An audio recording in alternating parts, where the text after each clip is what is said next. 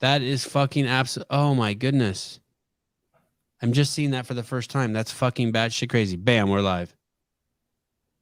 And now the entire world wonders what is. I feel like a bead of sweat. I'm so pissed. I feel like a bead of sweat like rolling down my back. You ever get so angry that your butthole is like sweats down it? That's My head doesn't sweat when I get angry. That's kind of so your head doesn't sweat, your asshole sweats. I've puckered up so tight that Now you know. Puckered up so tight that nothing could escape from it. It is over. The quarterfinals are over, and Bill Grunler's here, and Caleb Beaver is here, and Mr. Andrew Hiller is here. Mike Halpin will be joining us shortly, and so will Brian Friend, since we switched the show till 4 p.m. so that he could be here from originally 2 p.m. So, of course, he would be here. It's impossible to read all text messages, right? Well, we have 3 very busy text threads, so it's really you can get lost in the 3. Yeah, it's possible. I mean, you would have to. Yeah, it's nuts. Okay, calm down, Sevi. Refocus. Bill is here. I think I do what I heard Susan does. What? And once it accumulates to about 50 messages, I go back to the last one I remember reading, and I try to soak it all in. Yeah. You know what I do? I start reading them in reverse, which is just stupid. Thank you, Very Mr. stupid. Yeah, so stupid. It's so dumb. You miss all the punchlines then. That's what happens. I know, and I know when I'm doing it, it's dumb. Mike Halpin, hi. Thanks for joining us, brother. Hey. Let me ask you guys this. So it's officially over. The quarterfinals are done. Theoretically, we can go to this leaderboard right now and see who's going from every region. You can see who is all put their stuff in pre whatever penalties are going to be listed. But if you don't have your shit in now, you're toast. Yeah, correct. We'll have an Annika Greer situation, right? Yeah, like it's okay. And is there anyone like that? Dominating. Say that again, Hiller. Annika Greer is dominating. Good, that makes me happy. Yeah. And any surprises right off the bat of anyone who didn't make it? I know Shadburn was out as of yesterday. She was outside the cut line. Did she make it inside? She did. Just inside. Yep. Yeah, close. Anyone else we're concerned about? Like, did Jason Hopper get left outside the cut line, or is that just wishful thinking on my part? He's doing just fine. He did just fine. Okay. What's close to me is Jordy Gramillion is just outside, which is a shame because he got banged last year by event 3 with the shuttle runs. I was hoping he'd come back and make it this year. He's that close. We were texting a little bit earlier. Yeah. Jordy? Yeah. And did he have games aspirations? Yeah. But I know for sure he wanted to make the semifinal this year because that was kind of yanked from him as a result of the shuttle run madness that happened last year with event 3. Like he counted it wrong or something? No, he was good. It was just everyone else that was wrong, and that was his worst event. So everyone that got it wrong kind of sandwiched him down the leaderboard. Okay. He took 100th on basically 4 of the events and 500th on that workout, which should have been more like 200th. Someone just texted me on the live call-in phone. I hope you already spent a whole episode making fun of the V-ups. Not yet. Bill, does anyone get into the semifinals on accident, or the like people get into the quarterfinals on accident, right? Oh yeah. But does anyone get into the semifinals on accident? I wouldn't say on accident. I would say that there will be some that get in that are maybe not. And this is something that Brian was talking about yesterday. Someone that doesn't get judged, scored, viewed, or whatever as hard as some of the more popular names, some of the people that are sitting up at the top. You get those outliers that have some decent scores and either a really, really good score, or they have some okay scores and a really bad score. It kind of gets them out of the mix, and they're sitting on that cut line area. I don't know, man. Like I just really feel that there were a lot of movements where it's going to demand a lot of viewing and judging by the CrossFit Games staff. And I don't know if they have the capacity to view and judge everyone across the board evenly so that you get the true numbers that are supposed to be going. I think you're going to have some people that actually don't get looked at as hard and get in. That's what I think. Okay, and we will go down that path. Before we do, Bill, let me rephrase the question, and feel free to jump in here too, either Hiller or Halpin. Theoretically, there's this fucking amazing lady named Ariel Lowen, and not last year, but the year before, she didn't necessarily want to go to the games. She didn't want to go to the games, but she did want to make it to a live event so she could get some signage with her name on it. And she ended up accidentally making it to the games, if you believe the story. And I think I do believe the story. Is that just do you think by that's what I mean? I don't mean like, is there anyone legitimately who's just like, hey, I just work out for fun and I made it to the semifinals? Or no, this shit is fucking hard. I don't think it's going to happen very often, but yeah, Ariel's a badass. And I think a lot of times you'll have athletes that don't necessarily know what their capacity is yet. They're just happen to be a freaky good athlete, and they kind of hop in and they're like, oh yeah, okay, I'll go ahead and do this. It'd be kind of fun to kind of play. I mean, we've seen some athletes at other live events, you know, if you're looking at like Whatapaluzzas and things like that, where all of a sudden you see some names like, well, where did this person come from? And they've kind of been around, but they just didn't really either have the push, the coaching, the confidence, the whatever to hop into the game. So I think when you have, and I think CrossFit is really interesting where you can have someone get a very strong run, has the natural abilities, but what they needed was the confidence, and that's kind of the glue that puts it all together. And so you have someone like Ariel Lowen, who has zero pressure on her back then when she was doing that at the live event, to hop in the game and just be like, all right, well, let's go. And we'll just line them up and see what happens. If she loses, who cares? No one thought she was going to do anything anyway. But once you start winning and you're like, oh, all right, this is kind of fun. You know, you get into that flow state and start kicking ass. As opposed to people like Colton Mertens and Rebecca Fuselier, who it is, you know, I mean, I don't train with them or live with them, but the perspective I have on them is that they have given everything, man.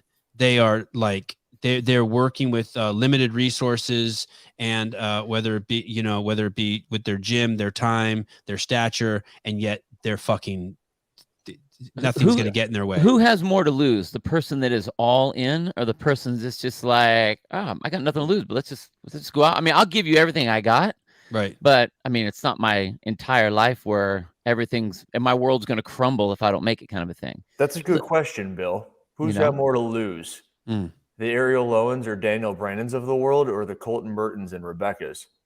Wait, why Danielle Brandon? She's all in. I know. He said all in. Like, I feel like Ariel. Yeah, and you could say well. I'm talking about before. I'm talking about before. The Ariel before she made it to the games. Not. I mean, you know, you're talking about Curtin Martins now. Jeez, oh man. I like it. I like it. Curtin Mertens. Now, old meat Curtains Mertens. If that is your entire thing, where you live, breathe, sleep, CrossFit training, to the games, and that's the whole deal. Like, it's hard if you don't make it there, because where else are you going?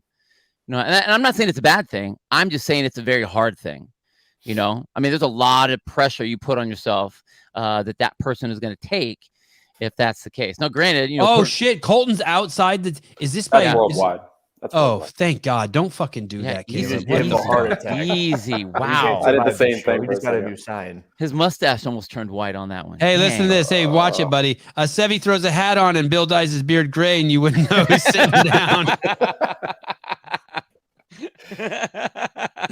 I'll take it. As long as Bill doesn't stand up, yeah, we're fine. Grundler and Sevi's parallel universe. I didn't see these coming. I should have. Shit. Okay. So this is a hard competition. The quarterfinals this year, hard, Hiller, relative to other quarterfinals. H.A.R.D. I would say so. When I first looked at them, there was a handful of people who really didn't like the way that everything looked. And then once you sit on it for a little bit, it becomes more and more interesting to the point where it's almost likable.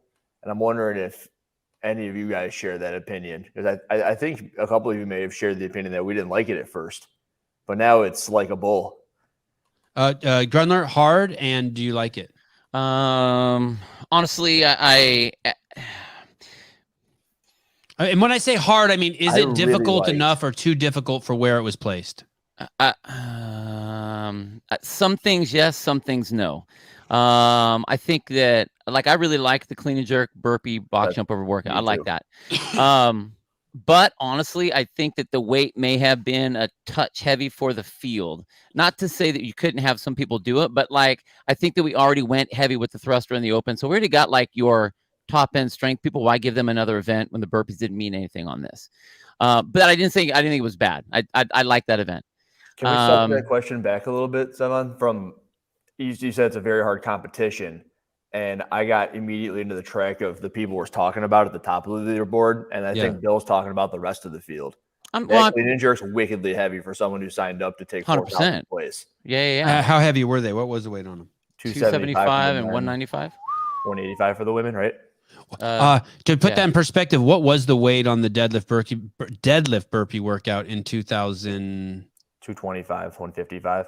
The 1 to 10, 10 to 1. No, in Aromas. The deadlift ladder?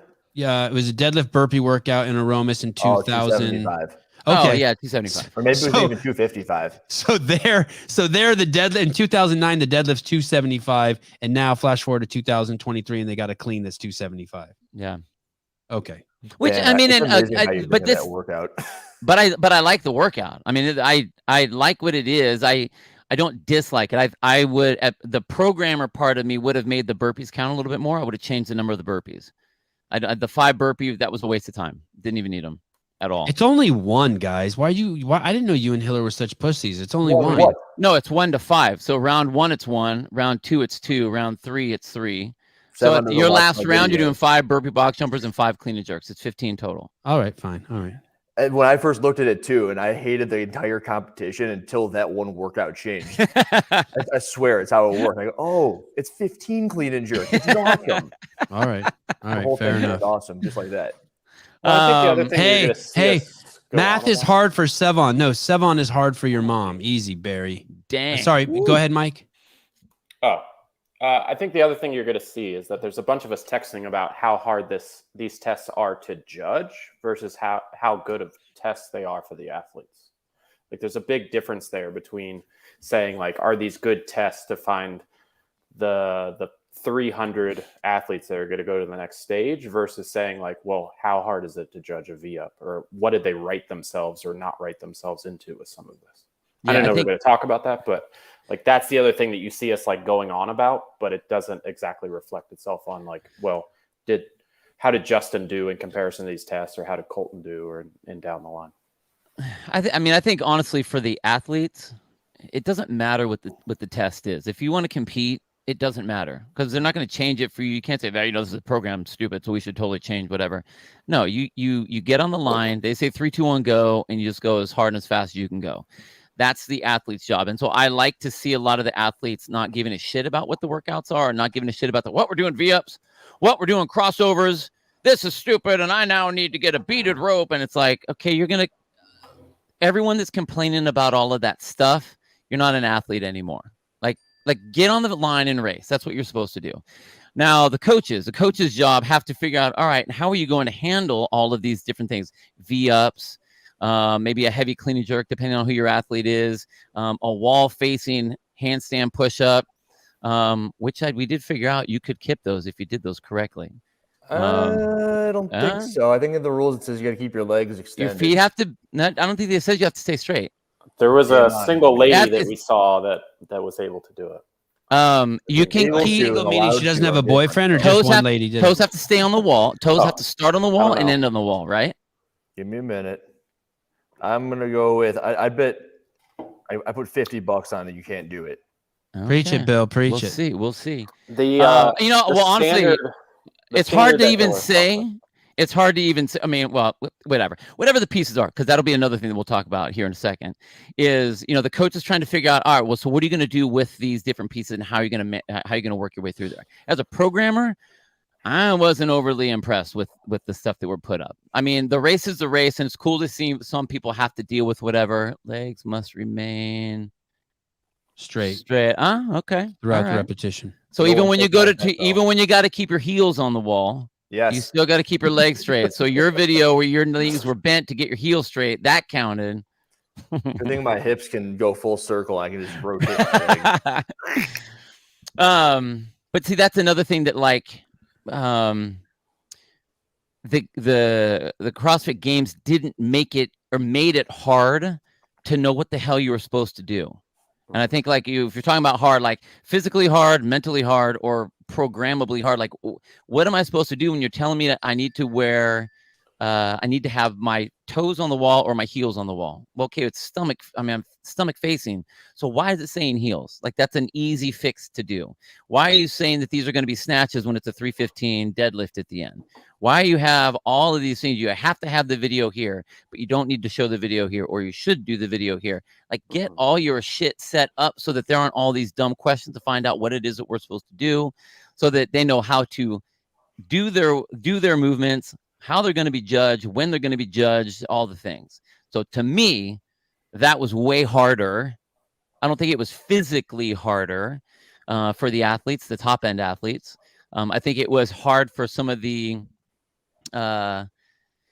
Gen Pop 10%ers that made it in for like the 275 and the basically a straight handstand push up to the front like that, some weird movements like that. So like for the newer younger athletes, is that what you're saying? Yeah, ones that are like, you know, the 91st percentile. Like we have people in my gym that qualified. And I mean, they're not games level athletes, but they're like, oh shoot, okay, I made it in there. I was 92%, then I was 90% and bounced around or whatever, and then they made it in, and then they're trying these movements. And it was, I think, interesting for them to try things, but I just think that at this stage, it's not the stage to try cute, new, brand new things. Like it should be increased intensity, increased weight, increased volume as we step towards live competition, where now you can have all the athletes sit down and have their briefing and say, here's what this movement looks like. Anyone have any questions on what you can do on this? Can we do this? Can we do that? No, you can't. Yes, you can. Boom, done. Everyone's doing the same thing. Not where you put it to thousands of people that are trying to guess. Is it heels on the wall, toes on the wall? Is it hand on the tape, not hand on the tape when you're doing the handstand walks? Is it what ended up being the thing on that? Was it hand? No, you're not allowed to have your hand on the tape. No, they got to be in front of the tape or behind the tape, I guess, depending on which side of the line you're on. Oh, wait, you're talking handstand walk or handstand push-ups? The handstand walk. Handstand walks, your hands need to be on the ground before the tape and then step over the tape. What happened to that guy yesterday who had the second place in that? Did he get pulled off? That right? I don't know. There was a guy in second place yesterday. Right. We watched his video. I saw that video you guys had on there. And he clearly wasn't within the rules. So when someone does that, what's the deal there? You dock them points, or it's automatic DQ for not following the rules? Depends on how big your name is. No shit. Well, is it like that? This is the accidental part that I was talking about. This was my accidental part. You're gonna have people that will get in. This was, not like accidentally. I wasn't trying to go to the games. Here, just like what you were saying, Andrew. Depending on the name of who you are, you may or may not get someone looking at, did your fingers touch the tape when you started on your handstand walk, even though you got the second fastest time in the world, but didn't on anything else. How did Tetlow do on the fifth workout before we go find that guy? How did Tetlow do? They took that score down. No?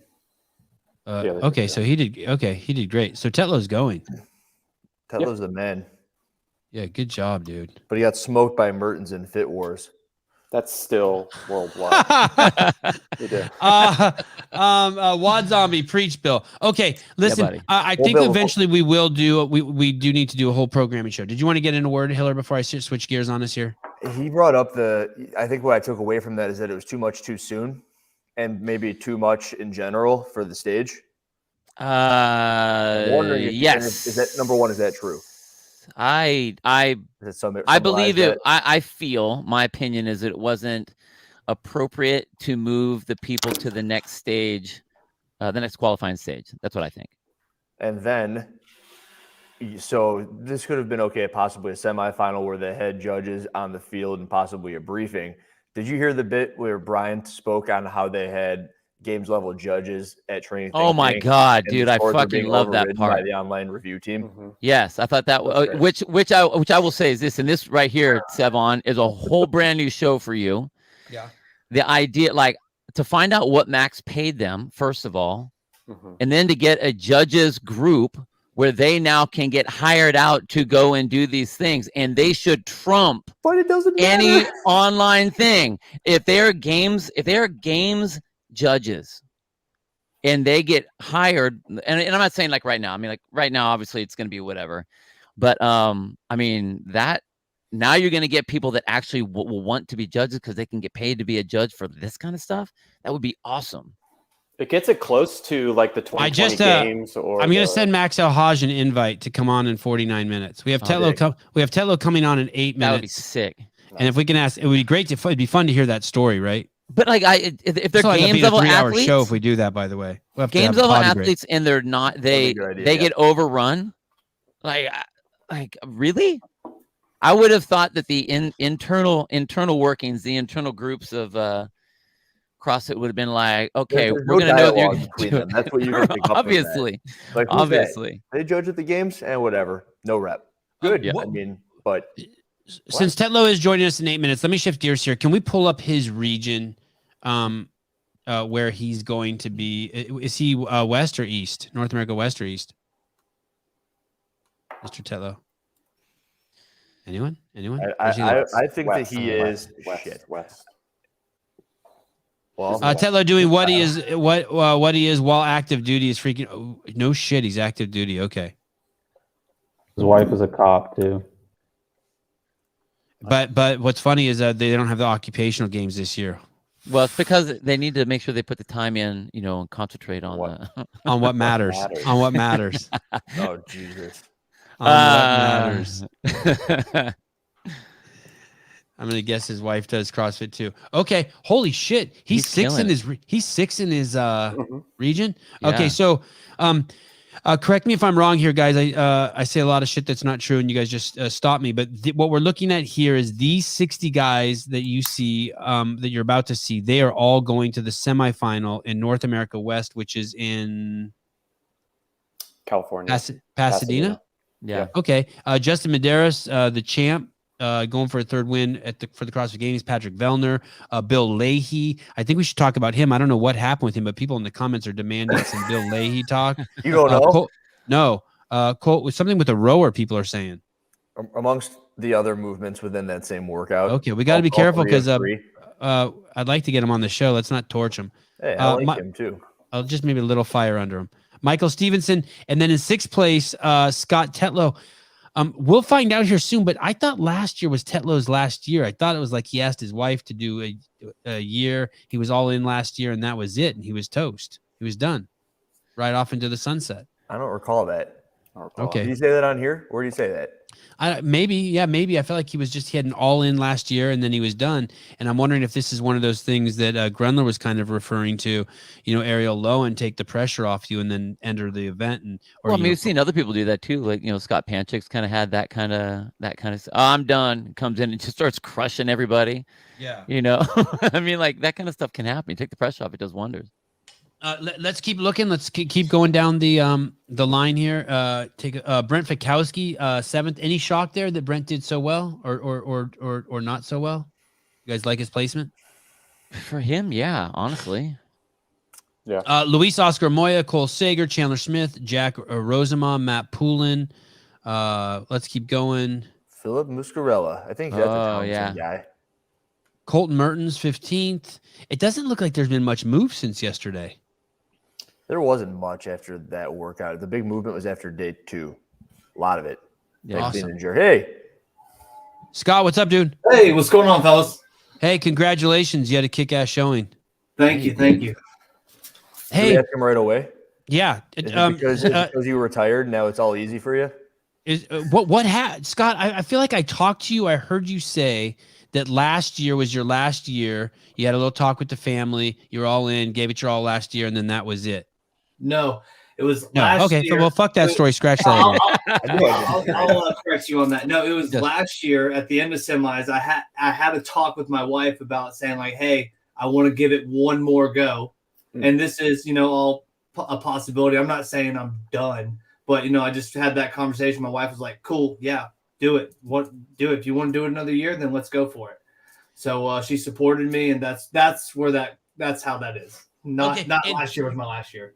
And what does that look like when it's your last year? When you say you're all in, does that mean at 3 a.m, like when the dog needs to take a piss, you get to sleep and she walks the? I'm serious because that's the way the shit is in my house. Like if I'll be like, I'll tell my wife I'm having Scott Tetlow on tomorrow. I got to sleep good. Then she knows if she hears the dog scratching the door at 3 a.m, it's her turn to get it. But if I got a live call-in show and I'm just fucking around talking about trannies, then I go in, then I fucking let the dog out. No, it's more just hey, can I go to the gym for an hour? Yeah, I got the kids. That's fine. That's more what that's like. Okay, so you still would have to get up in the middle of the night if something to let the dog out or something. I get up a lot because I got an 8-month-old in the house right now, so I get up like 3 times a night. Crazy. Wait, crazy. you telling me you work out an hour a day? No. I get about 2.5 hours a day. That's okay. Typically, I was gonna say that's damn good for an 8-month-old and working out 1 hour a day. Can I just get 1 hour? Sure. Yeah, okay. Right. Well, that's after work. So yeah. Copy that. Got it. Scott, did you wrestle? No, I did not. I played football and baseball. What position did you play in football? Nose tackle, defensive line. Wow, no shit. Yeah. Holy shit. What level? High school, college? High school. Yeah, no, I'm way too short for college. Hey. No, I tried going baseball in college. I want to hear it. Scott, I'm going to ask you, can you bring up the leaderboard, Mr. Beaver? Which of these workouts could you, if I would have told you, hey, I would give you $1 million if you do better, that you'd be like, yeah, I guarantee you could have done better on this one. Which one of these is not indicative of how good you are? Which one of these did you shit the bed on? Or did you just have amazing performances on all and you're like, fuck you, Sevan, I murdered it. I'm in 7th. Well, it's hard to tell either between the 3rd or the 4th one because I stuck with the row pace. And then I don't know if I messed up my pace on the rower, but I was just like, geez, I feel like I stuck to my pace and I didn't even get off the rower for the 3rd one. And maybe my pacing was a little bit off on that. Maybe should have rode a little bit faster or my GHDs were off. But based off of what I normally do, I felt like I was a little bit off on that. I was expecting to finish the 3rd row, but what was your pace? I was holding about a 149, 150. Maybe my GHDs were slower on the 2nd round. I haven't gone back and watched the videos or anything, but I would say if I was to do, I don't know if I would improve much on any of them, especially the 3rd one, just because it's a short time. So it's hard to improve on a 5-minute workout that much. But over 20 minutes, I think I could have picked up a few more reps. Any penalties? Any severe penalties or any penalties you got? Not yet. I've gotten all of them accepted with the exception of the 4th one yet, which is the V-ups. I know from what I've been seeing is that a lot of guys have been getting hit on that. Were your feet together? I went back and reviewed my video, and I would say 95% of my reps, my feet were together. Usually it's like the start. I noticed at the start of every single one of them, my feet were not as close together as they were for the remainder of the reps as I was able to string them together. Pretty good, man. So Halpin, why they're not doing them in order? He said he has confirmation that all of his workouts are good except for 4. Is that normal, or is that a red flag? Like he should be like, yeah, you're fucked. The only athlete that I've specifically heard about was Quant, and he was 5th in that workout. So for which number? For which workout? The 4th workout. Okay, and he's already that was the post that Quant made where he lost 90. Yeah, on the V-ups. Yeah. What did you think about the event in its totality, Scott? And what did you think about the 275 on the clean?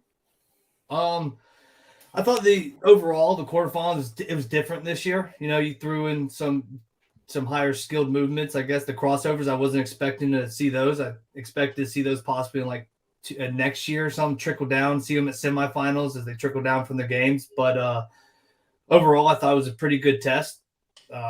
Threw in different time domains.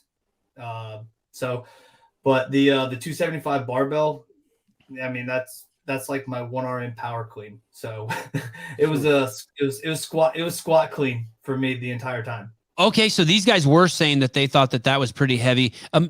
Guys, Bill, this is fucking. I mean, maybe I'm just a traditionalist. You drop to one knee and ask a girl to marry you, and she says yes or no, and you move forward. But why were the crossovers? Why didn't they trickle to semifinals and then to quarterfinals and then to the Open?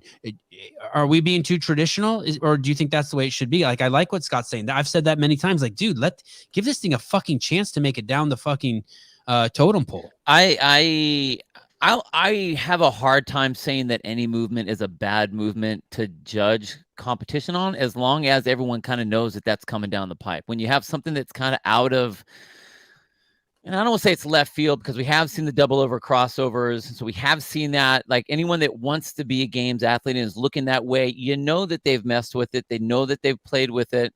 But there's also a difference between a double over crossover and a single under crossover. I mean, we've seen, how many games level athletes can't do regular single unders for 100 unbroken? We've seen that mess people up. So, I think it's a valid movement. I just think that it would have been more valid to show fitness if you gave everyone a little bit more of a heads up on that. And yeah, do I think it could? Why not just wait till semifinals and then you can say, yeah, you knew it was I don't coming. have any problem with it. I really think that if you're going to go with some new type things, you don't do it in an online setting, because there's too many questions, too many ways that people are going to try to, their interpretation of what the rules are, the definition of how this movement's supposed to be done and executed or whatever. So if you're going to do something different and quote unquote unique, put it where you can have a live setting with live judges and a live athlete briefing where they can get all those answered and those things done. I don't even have a problem with it being, right away. It can be where you have a new movement right away. Hey, all the athletes, were pulling you all in. Here's what it looks like. This is what's going to be. Ask your questions away. Here's the equipment you get to play with and get to experiment with it. So you're going to know if you can do whatever. But if you let the athletes see some things coming down like this, then you don't really know. I mean, how many people messed up the first jump on the crossover? How many? Majority? Hey, Scott, how many different ropes do you got? And did you have it ready and prepared for when this workout came out? Because you smoked it. Well, yeah, you smoked it. Yeah, I didn't actually. I switched ropes probably about 10 minutes before I did it. I'll be honest with you. I'd be honest.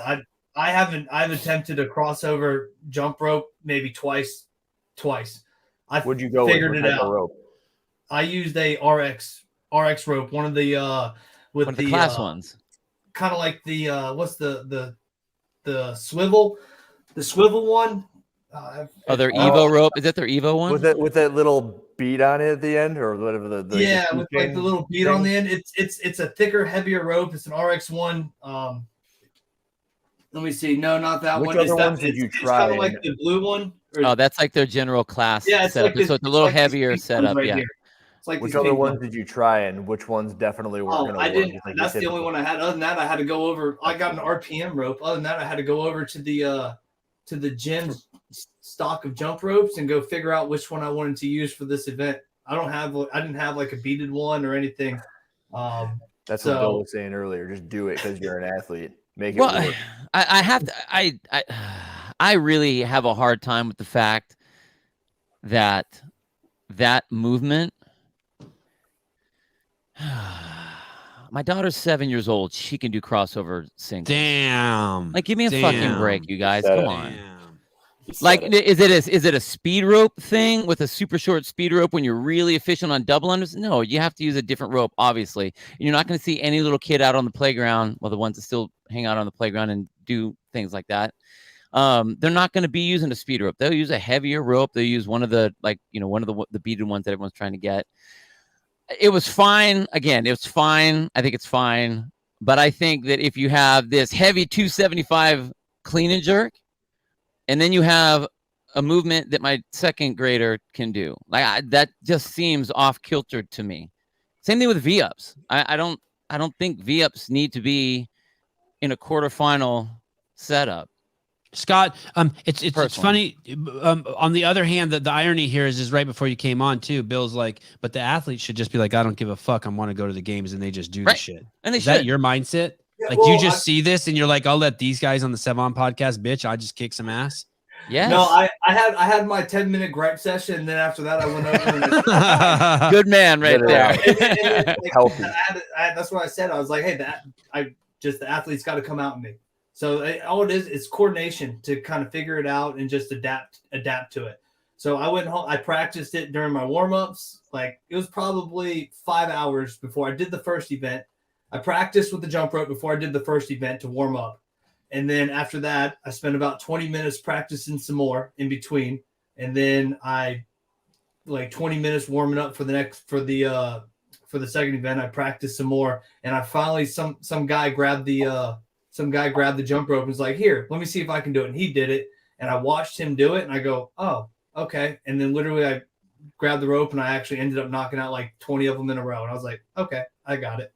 Let me ask you guys here all just athlete, on this setup right here. 3 syllables. Do you think that this movement would have been better in the open or double unders in the open?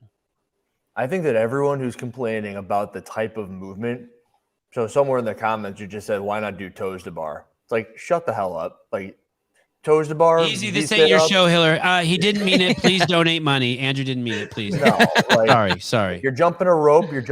And it's because you're so good at toes to bar that you prefer them, or maybe you're used to them. So they'd be like, oh, cool, toes to bar. I love toes to bar. Well, here's V sit-ups. It's the same thing, kind of, sort of. But Scott is the athlete, so he can do it on a fly. And you're upset because you're not. That's why he's in freaking whatever place. Where are you? 22nd in the world. No shit. Hey, nice job, Scott. Mike Caves, this is a sport. Be an athlete and figure it out. Figure out a crossover. I'm sick of the excuses. Scott, you put all this work in to try to get to the games this year. Are you the fittest you've ever been?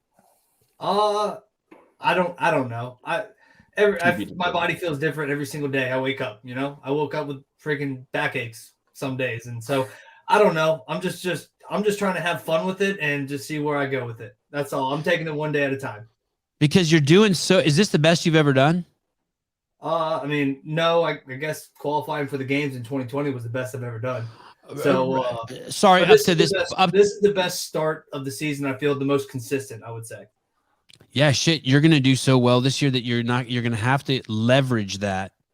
It's like buying a spa and only then using it just on the 4th of July. Like you're gonna. I think we're gonna see you for a couple of years now. I think you're gonna be like the male Ariel Lowen. Ooh. Oh, wow. Cool. So what happens now? You're in. Theoretically you're in, right? What will happen? What's the next steps? They send you confirming your 4th workout, and then they invite you to semifinals. Yeah. So I mean, that's what I assume. I have to wait to get the fourth workout acceptance email saying that my video is good and all my reps were good. And then later down the road, they'll send us because we already know what semifinal we're going to based on location. So they'll just send us an invite to that semifinal. And the goal, obviously, since we were talking about, is go to the games. This is you're making the run. 100%. That's the ultimate goal. Yeah. Bitching. How's the body feel? I mean, all systems go. Yeah, everything feels good. Can't complain. I felt worse. Let's put it that way. How many kids do you have? 2. 8-month, and what's the other one? 7. Can your 7-year-old do a crossover single under? I almost got my 7-year-old doing. No, he just does pull-ups. He goes in my garage and he just loves the rings. I almost got him doing a ring muscle up. That's what I'm trying to get him to do right now. Good luck, Scott. Thank you, Shay. All right, brother. Thanks you for coming on. Your attitude, you look fucking amazing. You don't look like a guy who just had, 3 days of hell, and your attitude's awesome. And I hope we can keep talking, and I hope you make it to the games. It's fun watching you do. For sure. Appreciate you guys having me on. Oh, sorry. Mr. Hiller has something for you. Yes, Mr. Hiller. Thank you. Did you repeat any of these, or is it one and done? Good question. No, I did. I repeated 2 of them. I repeated the jump rope one because I couldn't. So my goal for quarterfinals was to finish top 10 because I wanted to be in that final heat going starting out as semis. You were 6th in the region, right? Yeah. Cool. So I knew the first time I did the double under workout, I only got like 5 rounds or something because of the jump rope. So as again, like I said, I went home and I practiced some You added a more. round. What's that? You added a Yeah, round. well, 2 rounds because I got 5 rounds and some change into it. I got 399 reps, whatever that was, and then so I went up and did it again the next morning, and then I redid the 5th one because I was sitting 8th, 19 points out of 10th place, and rope climbs aren't really my strongest, and so I was like, let's see what I can do. Just repeat this one and try to solidify my top 10. How much quicker and would you change and why? What's that? How much quicker did you go and would you change? I went 10 seconds faster. Shit. And I guess I didn't mess around with my grips during I went back and watched my video and I spent like 15 seconds taking off my grips from the bar muscle ups to the deadlifts. And I was like, why did I do that? Like, let's just take them off. Like, what? How many places does that move them? Can you see Halpin, or can anyone see those 10 seconds? You would have gone from 10th to 6th, so you picked up 4 spots. Yeah, damn, that's awesome. It might not have been worth it, but wait. No, dude, that's worth it overall. Yeah, in your region. Okay. Yeah. Okay, so then it probably was worth it. But, and then the other question is, how well prepared did you feel as a result of having participated in Fit Wars against Colton Mertens? Prepared? They prepared you for this event, didn't they? So I was a lot of people don't know this, but for Fit Wars, like the day before, I actually was in the urgent care getting a shot in the ass because I was running 102 fever. And I was like, well, it's too late now to back out because it was already a go time. And there are so many people. Wow. So I went to urgent care. I was like, no, give me a shot. Wow. For what again? Because you had a crazy high temp? I had something. I don't know what it was, or like it was. I'm sorry, it was 36 hours before that. Felt like absolute dog crap. I was in the urgent care getting shot in the ass. Damn. So, for some reason, no matter what, he still crushed me. Well, and you beat him in the quarter. You beat him in the quarterfinals, though. I can't wait to see you guys in the. That's awesome. You guys are in the same semifinals together. Yeah, dude. If this were the MMA, you would go, I need a rematch. I wasn't at my best. I'm calling the champ out. Well, hey, we're going to the same semifinals, so we get our rematch. I guess you could say. But Cool. A lot of other people are joining. Cool. All right, dude. Thank you very much. Have a man. great day, and thanks for taking the time to talk to us. Of course, anytime. Take care, All guys. right, brother. Bye. Scott Tetlow, sixth, seventh.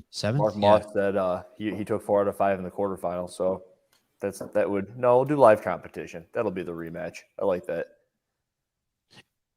Tetlow beat him in 4 out of the 5. I don't know which way that was going actually. Someone won 4 out of the 5. Jeez, look at Christine's young. Well, Colton has a disease. Jeez Louise. Jeez.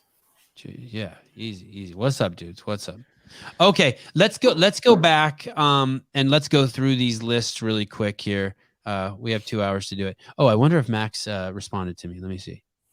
Let me see here. Come on, wouldn't Max. that be great? Thanks, Johnny. Oh, darn it.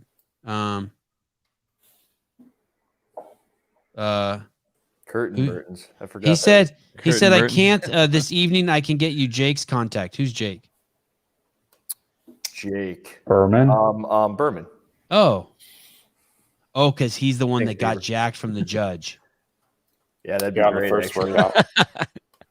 I still want to know how much he paid the judge. The judges. I wonder if I have Jake Berman's phone number. No, I don't. All right. Fuck. I'd love to know what happened. Yeah, let's hear Jake. Okay. Sure. Okay, I'll ask him for Jake. Do you have Jake's number? Halpin? No. Well, I don't know anybody. Yes. Can you put me in touch with Jake? This is how they do it on ESPN too. I was just looking at Jake's because Brian had done that poll of athletes that got some sort of adjustment on that first workout. Jake's is pretty bad. His moved from 6:59 to 8:01. Ellie Turner moved from 10:58 to 12:36. So that's a minute and a half. Dallin Pepper only moved 12 seconds from what I could tell. Nate Ackerman moved about 30 seconds. So there's a list of 17 athletes that Brian sent me. So Is this is this this is North America? Oh, this is North America East. Mm-hmm. Okay, let's go back to North America West real quick. I just want to make it through there and see if there's anything we want to talk about, any surprises there. Let's just scroll through the names. 1,000 of these listeners are bots, of course, always. Only 66 real people. God. Yeah, Is there anyone nice in the comments? Is there anyone nice? Luis Oscar Mora, you can scroll. I'm not going to read all the names. Can everyone see these names? Okay, pause. Tudor Magda, good placing for the young man. 14th. Hell yeah. Great on the lift. Yeah, right now, sure. He going to the games, guys? He is. If there's a lifting event at the semifinal, he's going to shine in that. I mean, he won that 275 clean and jerk workout for his region. He was impressive as all hell at Zelos games. Yeah. Live. Okay. Does anyone know this guy, Roldan Goldbaum? Isn't he somewhat? Didn't he finish really high in the Open, top 5? Like, it doesn't matter, but he did. Barry McCockner, $1.99. He's a nice guy. John Wood. Speaking of Barry McCockner, there's your cousin, Barry McCockner. Chris. Okay, let's keep rolling. Daniel Kook. Daniel Cook. Is that really homeboy's name? That's not a real. Is that my profile? What the fuck is going on here? Is that you found my fake profile, man. Is that really? Someone help me out here. What is up with this dude? I use JR as my judge and everything. Get it off the screen. No. Oh, no way. Is that really yours, Hiller? No comment. Oh. I was going to make a whole video on that. Hey, and JR's that dude. Let me see that. And JR Howell is that dude's judge. Oh, no. Well, you were talking about Cucks the other day, and wow. Patrick Clark says Daniel is real and he's legit. Yeah, I paid him to say that.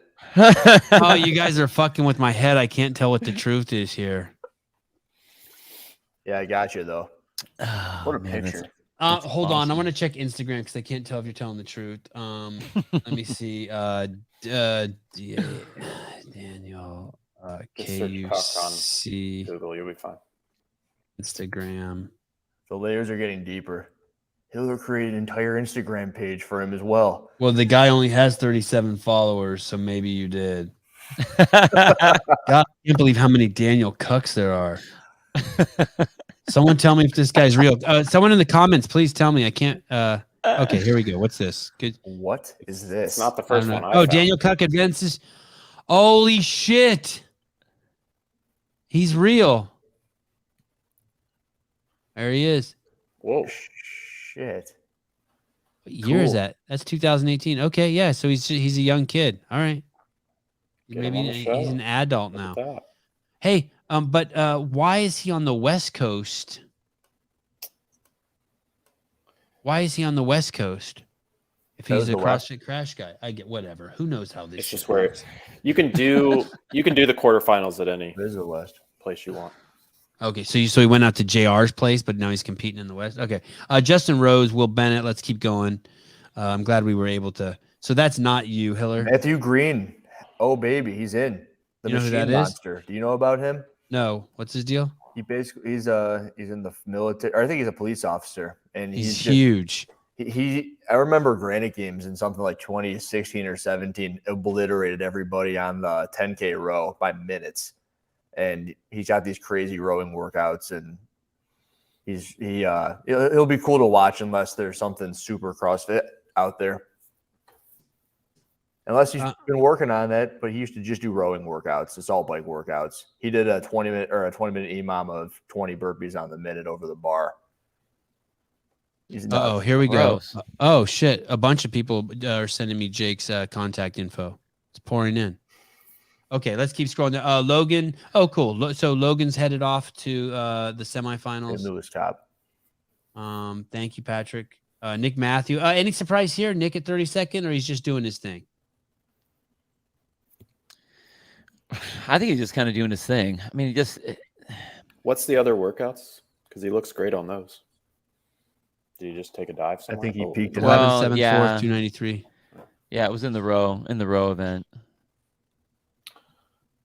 Okay, let's keep headed down. Sevan skips their warm-ups. They haven't been working on Marlowe. the That's not Jake Farlow. That's Jacob Marlowe. So like an imposter. Jake Farlow's up. Anthony Davis is back. Okay, that's nice. That's awesome. Yep. Anything in here that you guys see? Oh wow, 36. Look at that. 36. Yeah, Hey.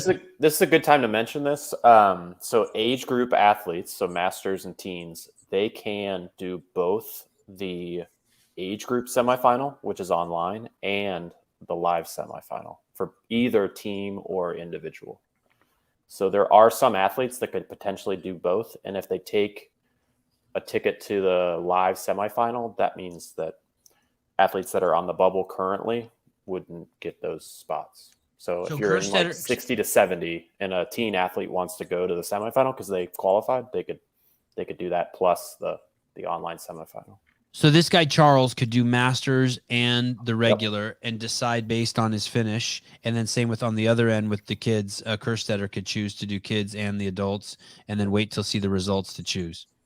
Correct. I'm good with that. I'm good with that.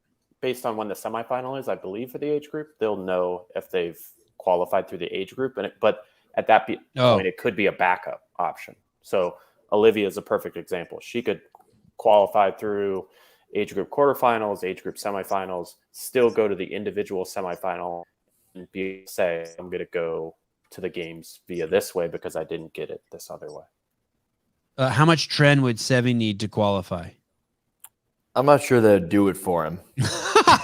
You asshole. Hey, it'd be cool, but what if Halpin, I think you were touching on this. What if is there enough time for them to backfill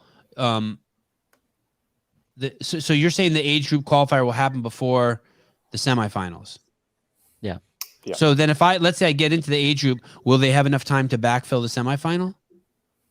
I'll go look at the schedule right now. That's interesting. So. Okay. I mean, you'd hope that there would be. I would win at a boxing match. Age group semifinal is on April 28th through April 30th. So they would know about a month before. Okay. I wonder if they are going to do the live semifinals at the end of May, right? I believe. Yeah. Yeah. Okay, let's keep going through the men. Oh, this should be fun. Katrin is near the bubble in North America West. We're going to do women next. Let's keep going. Justin Dewing, Anthony Yim, Sean Sweeney. Cowboy. Is he going? I heard he wasn't trying and he ended up in there, so that's cool.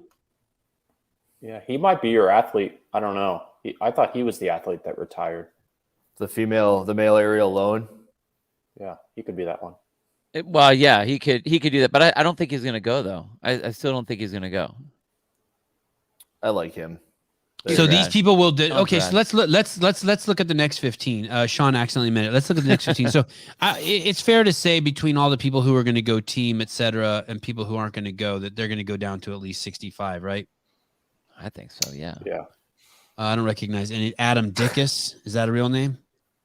Isaac Campbell, Mitch McClune. That's a great name. That's a real person. He's out of Rhino. Yep. He's going team, I believe. So there you go. There's 61. Jason Zabat. Let's keep going down. Let's look at these next. Mitch McClune, Stuart Jones. Shoots. Kevin. There's Jordy. Oh, Jordy's going. You guys. At 66, that's about where he was last year. Wow, they're gonna get him. Sucks. That's what we were texting right where about. he was. And dude, he got messed up by the same thing that was an issue this year. Last year was the shuttle runs. This year it's the single unders. Look at his other workouts and then look at the single unders. What's the historical record here, guys, on testing? Could anyone test positive before we get to semifinals? Is there testing going on now, random testing, where someone could test and not? No way, Jose. No. Okay. Let's go look at the women, North America West. Mark, please. I did 4. That's the only one I did, event 4. These workouts are too hard to set up and do. Tim Paulson has a video of him doing it in his gym. He's got 3 barbells out, and it takes so much time. Wow, Ariel Lowen.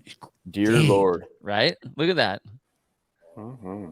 And good on Rebecca too. Ariel Lowen, Alex Kazan, Danny Spiegel. How did Fuslier do on that clean? Oh, you would think that would hurt her. How did she do on that? Which workout is that? Dude, she did great. She was 47th in her region.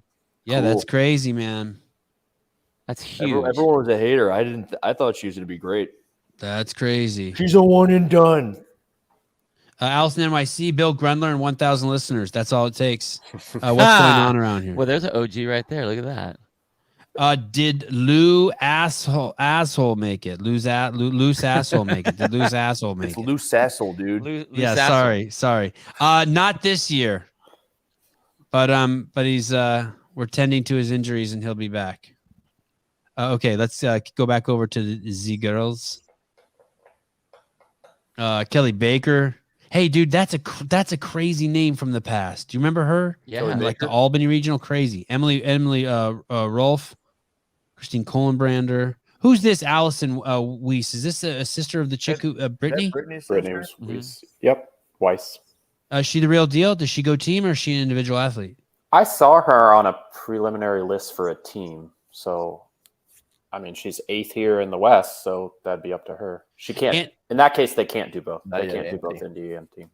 And how many people is the games taking from this region? Do we know yet? Did you do those do those numbers? I did. And 10. 10 for women, and how many for men? 10. Wow. Okay. Bailey Rail, Alexis Johnson. Yeah, dude. Sydney What the hell is she McCullishan. doing over here? Oh, She did Katrin- all the workouts in Mayhem. What's she doing in the West? Who? Bailey Rail. Yeah. Katrin David's daughter. She did great. 20th. What are you talking about? She's on the bubble. She did great. Yeah, She's I going to don't win the know what they meant games by this year. I'm telling you, it would catapult her into a fucking complete league of her own. Not make it to the games and then come back and win it, and then do that twice. Not make it to the games and come back and win it. I know you guys think I'm crazy, but I think that puts her in talk with fucking Matt and Tia and Rich to not make it to the games and then come back. Or she's a great role model for California hormones. One of the two. You can be both. Yeah, A role model right. and a California Right. hormone. I mean, if she won it, that would be fucking amazing. So Hiller on Bailey I'm rooting Rail. for her too, Hiller. I hate to say it. What do you got helping? On Bailey Rail, her family, and she's even posted about this. She has like a crazy looking, awesome gym at her family's house. It's somewhere I thought in the you were West. going to say body, crazy, awesome looking body. Sorry. You're going to get a brownie looks all point. So as far as I can tell, and I know Brian Spin has looked into this as well, and he even asked a question in the recent press conference around Bailey Rail. He didn't name names, but obviously that's one of the athletes that he would have been thinking of. As far as CrossFit responded in that press conference, they are looking into this. I don't believe they're going to do it like they did last year to that Nordic team where the guy lived 99 miles away and they said he didn't live close enough or something like that. It was 99 miles like outside of, yeah. Like by how the crow flew, he was within the distance, but if you took the roads, he was too far away. Yeah, right. Some shit So, like that, yeah. so with that though, I mean, it doesn't exactly make sense. Logan Ewing, who you've brought up a couple times, did the exact same thing. His family lives in Colorado, is what Brian told me. Same sort of thing. Now, the other way you can look at this is it is a gamble, even if you have the option. Danny Spiegel did a fairly similar thing. She went to Invictus, though. In all of those cases, you're then going to a region that is getting less game spots. So I believe this region only gets 10. East is likely going to get 11 or 12. So you're making sort of a gamble here to say, I'm going to go to what I think is a better option for me, but that place has less game spots. And I know we did it last night. We went down the list and said, well, who of these athletes is more of a shoo-in for the games? Bailey's right on that line here at 11th. She may have gambled here to go to the West, and then there's more athletes here than are available. What's the determination of what region you pick? Like, do you just have to? Is it really easy? Just show some mailing, like where your driver's license. They really slimmed that out this year because of the teams issues last year. Like the teams, it's literally just if you do the open in the same place, you are okay on that team. You can go back to wherever you regularly live. You just have to do the workouts together. What about individual? What's the criteria? I'm sure that's Patrick Clark will tell us in the comments in 2 seconds. That's the thing. Individual, there's just no real language. They just said so they your would legal, be, maybe legal address. Yeah. But I mean, as far as I'm aware, I mean, it shows here even on the leaderboard, she did every open workout at Mayhem. She did every quarterfinal workout at Mayhem until she was somehow listed here in the West. Everybody knew her as a CrossFit Mayhem athlete that lives in Cookeville, Tennessee. And her family lives somewhere west of the Mississippi, but that doesn't exactly align with CrossFit's idea. So that then rings true of what they said last year about the individual on the Nordic team, is that it didn't align with their thoughts around how it should work. Even if it is by the crow flies, he lives close enough. They didn't see that as well, you're not really from that region then if you did everything up until the exact deadline to say that you don't live there. That also then goes into the Ellie Turners. It goes into the Katrin Davidsdaughters and the others that had to sort of show their entire life to the public to say, here's why I should be able to apply to live here for the season. A North American athlete could literally just say, hey, I have a cousin that lives somewhere west of the Mississippi. I don't know. I don't think it's that easy. You have to have a legal address, right? I'm guessing whatever that means, it has to have a driver's. Someone will tell us in a second. Let's not speculate. We'll know. I'm going to send some mail to your house, Sevan, and I'm going to live in the West. Caleb, someone wants to pay us $2 to see if Jenny Taylor made it. Where did Paige Powers finish? We'll know in 1 second. Harry Cox, you are high, Sevan. I'm high on myself. Anthony TPA, $2. Where did Ivana Humpalot place? I think in my bedroom. She placed right in my bedroom. Extra sloppy. Did Dick Nose make the cut? Now, he's talking about you, Grundler. Definitely not talking about me. Okay, back to the list. Don't ask anything absurd. Did Dick Nose make it? Of course I didn't make it. But then you got to freaking pay. When there's money, you got to say it. They can ask whatever they want. Oh yeah, $1.09. Yeah, sorry. I'm glad. Great, fantastic question. There you go. Thank you. You need to teach me how to market better, Hiller. Addison Balderston, is that a fake name or is that real? Because that's like Addison Balder. It just seems like tricky. She was at the games already. Okay, Emily Muir. Kelly Clark, 28. All right, that's my girl. Hey, Kelly. I want to go to any fundraisers you do to help you raise money. I'm a huge Kelly Clark fan. You live in my hood. Let me know what I can do to help. You're gonna leave the house for something? I would. I went to her fundraiser last year and actually really enjoyed it. Okay. And her husband or boyfriend, dude's cool as shit too. Lance, he's great to my kids. That's all that matters. Just nice to my kids and good to go. Amy Hosking, don't know her. Chloe Wilson, she's back. Let's do a slow roll. A little faster, Caleb. A little faster. Jessica Smith that was up there. That's Jessie Smith, Chandler's wife. Awesome. Is she a legitimate contender, games contender, or no? She's going team. Okay. Carson Wolf. She's out of Rhino. Let's go. Yep. We're going to be here all day. How come we went backwards? I thought we were in 36. I was talking to Kiefer Lamy about her. He's pretty excited for her. She's what, like 19? Yeah. It's badass. She may have done Zealous games, I think. Page 2, poor. No, she was hanging out in the back, and I walked in. She goes, "I'm going to go snatch 190," and I go, "I bet you $100 you can't do it." And then she did it the next day. I said, "Yeah, Christian, if you want us to read these, you got to donate 99 cents." Alina Ward, Natalie Thompson, Hannah Hall. Oh, Bethany Shadburn. Oh, so is she a legitimate contender? What is she doing, Bill? Bodybuilding. Yeah, I mean she's playing the game here, but she's not where she was. Patrick Clark, we had concerns yesterday that she has had some back injuries. I mean, right. That last workout was heavy deadlifts, so it seems like she did quite well to get 9th in that workout. So Lizar Shadburn will make a comeback. That'd be cool. That'd be super cool. Okay, let's look at the 60 through 70 because those. Someone yesterday who got screwed by the shuttle runs too, if I recall correctly, Flores, and she's in. Oh shit, Tovar's gonna make it. Tovar. I think it's this going is to go all the way to 68. I do. I don't know that I do. count that many teams athletes or athletes that might not accept. Okay, it's gonna be close for her. It is, yeah. You know, you just went through Shadburn without saying she has a But nice. she again is an example. If she really wanted to, she could do both semifinals. So. Great, right? Fantastic dome. Don't obsess on her head; it'll get weird. Okay. Was there anyone else? Anything in the Mike Hawk? Bill fucking Grunler equals legend. I agree. Thanks, Mike. Okay. Let us go. Oh yeah, Tia Wright. That's a name I haven't heard in a while. I didn't see her name. Tia wrong. Tia Wright. Tia wrong. She was shooting to go to games. What happened to her? I bet you she got pregnant or something. That happens to girls. Sometimes. Caleb, are you taking a peep? Oh, thanks, brother. Okay. We'll take a. I think she was training out of Portland or something. I think that's the first name that somebody said that was an actual name, so it sort of threw us off here. Oh, wait a minute. So you're right, 138. Okay.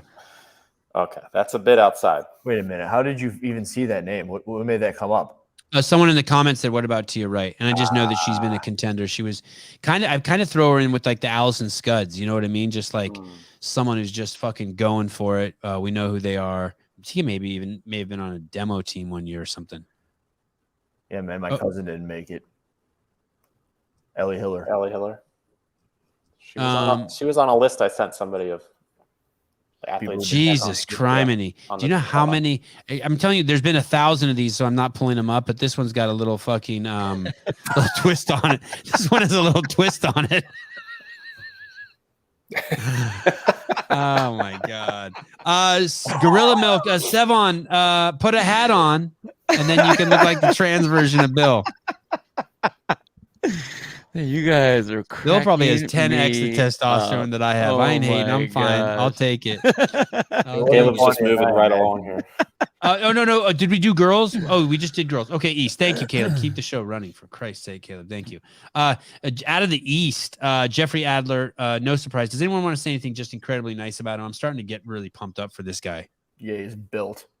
Yeah. 1-2 of the workouts for the East. Yeah. Bill, he's the real deal.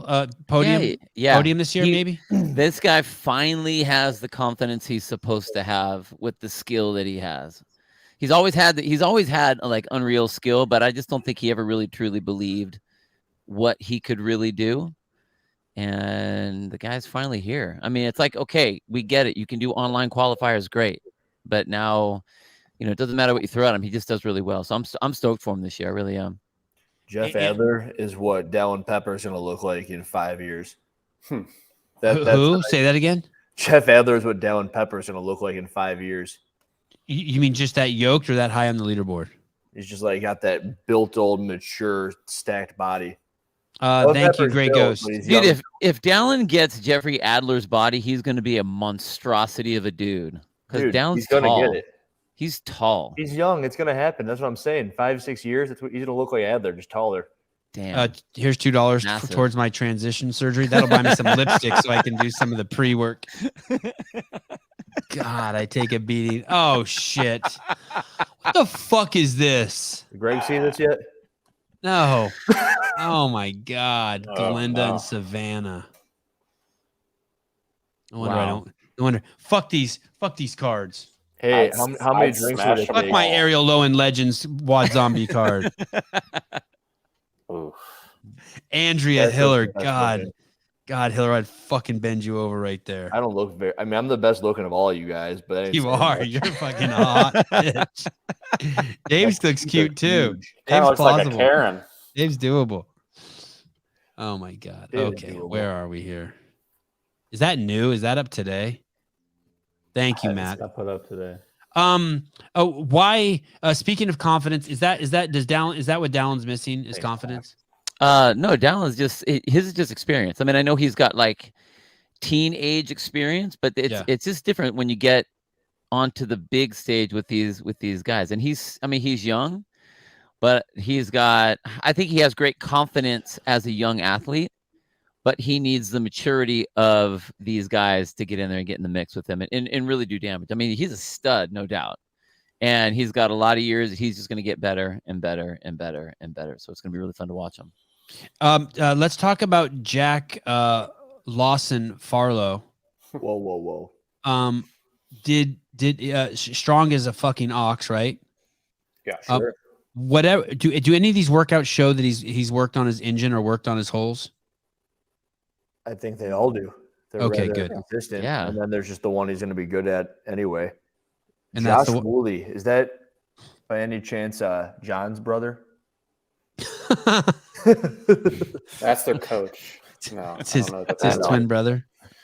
Fergie, if Danielle Brandon does not corrupt him. By the way, we do have Danielle Brandon coming on for a late night show. You always really say that. No, this is real. Yeah, you always say that too.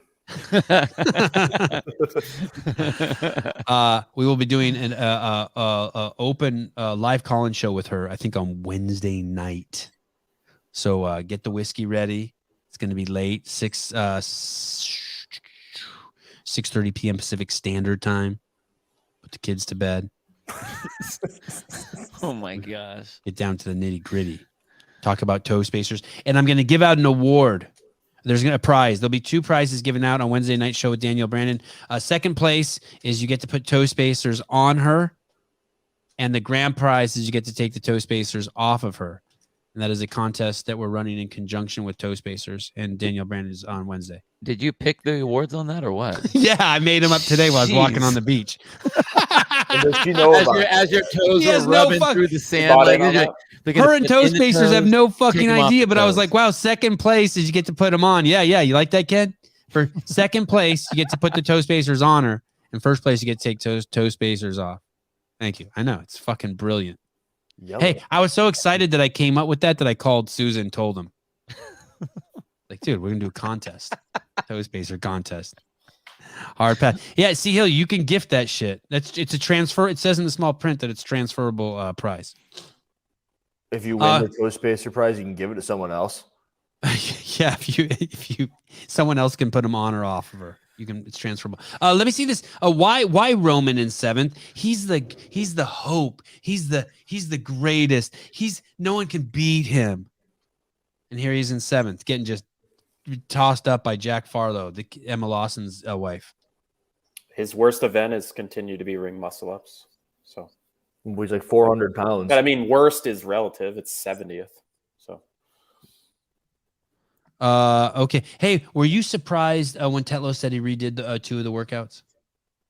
It's a great question. No, and no.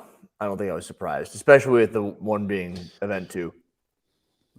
No, but his reason was the perfect reason for that. I think if he wasn't concerned about wanting to be in the top heat for the semis, then I don't think he would have done it. I think it would have been like, let me just get in, and then I'll go from there. Because is that what he said? I wasn't even listening. Is that what he said? Way to go there, host. Not even listening to what's going on. Yeah, it's like I needed to do better because I wanted to be in that. I wanted to be in the top heat at the semis. I was just probably staring at his traps the whole fucking time. Dude's big. Yeah. Were those the things hidden behind his neck? Yes. Let me read this here really quick. I'm not sure what I'm reading here, but individual semifinal athletes who do not qualify for the games at a semifinal competition and are listed on a team 6-person competition roster are eligible to compete for their teams at the games should that team qualify for the games. Yeah, that's a lot, but I think it's accurate. It's accurate. But what about this? What if you are a semifinal athlete who does qualify for the games? Do you still get to be eligible for the teams? Man, I think honestly, like Wadapalooza. I don't know why I read that. I just fucked this show up. Go ahead. Me personally, I think you should have to pick whatever one you're in at the beginning of the Open. Look who's in there. I think that you're right, Bill. I think you need to say I'm going team this season, or I'm going Masters this season, or I'm going Open this season, or I'm going teens this season. Not like, well, I'm going to go with the Open, but if I don't get that, then I'll do this other thing, and if I don't get that, then I'll go ahead and do this other thing. No, call it in. Go. You talking about going all in? Go all in and go. That's what I think. Can you believe that All James inning. Sprague beat Jason Hopper? Hey, here's the thing with that. I know you're trying to kind of be cute, but let me tell you the truth about this. Well, no. First of all, I love James Sprague, so. Well, then you're going to really love this. Stephen Flores, $5. Which test was the one that predicted the outcome for the quarterfinals? That's a good question. We'll come back to that. Hold on. Jason Hopper's not fucking around. He's HWPO is fucking win everything. And the fact that fucking James Sprague beat him is a fucking huge red flag that something's not right with Jason Hopper. Enormous red flag. I'm telling you. But they're not peaking for the quarterfinals. Nah, right. I know. Nah.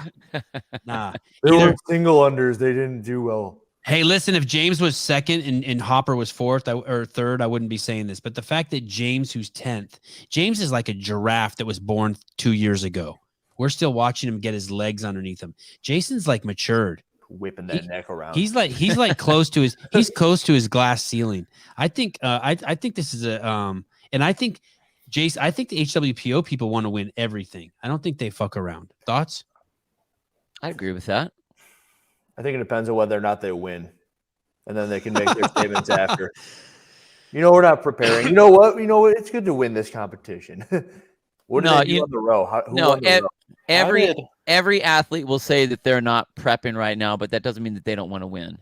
I think you'll see a lot of athletes, and if with Matt working with the different athletes and stuff like that, like the attitude is this: no, we're here to win.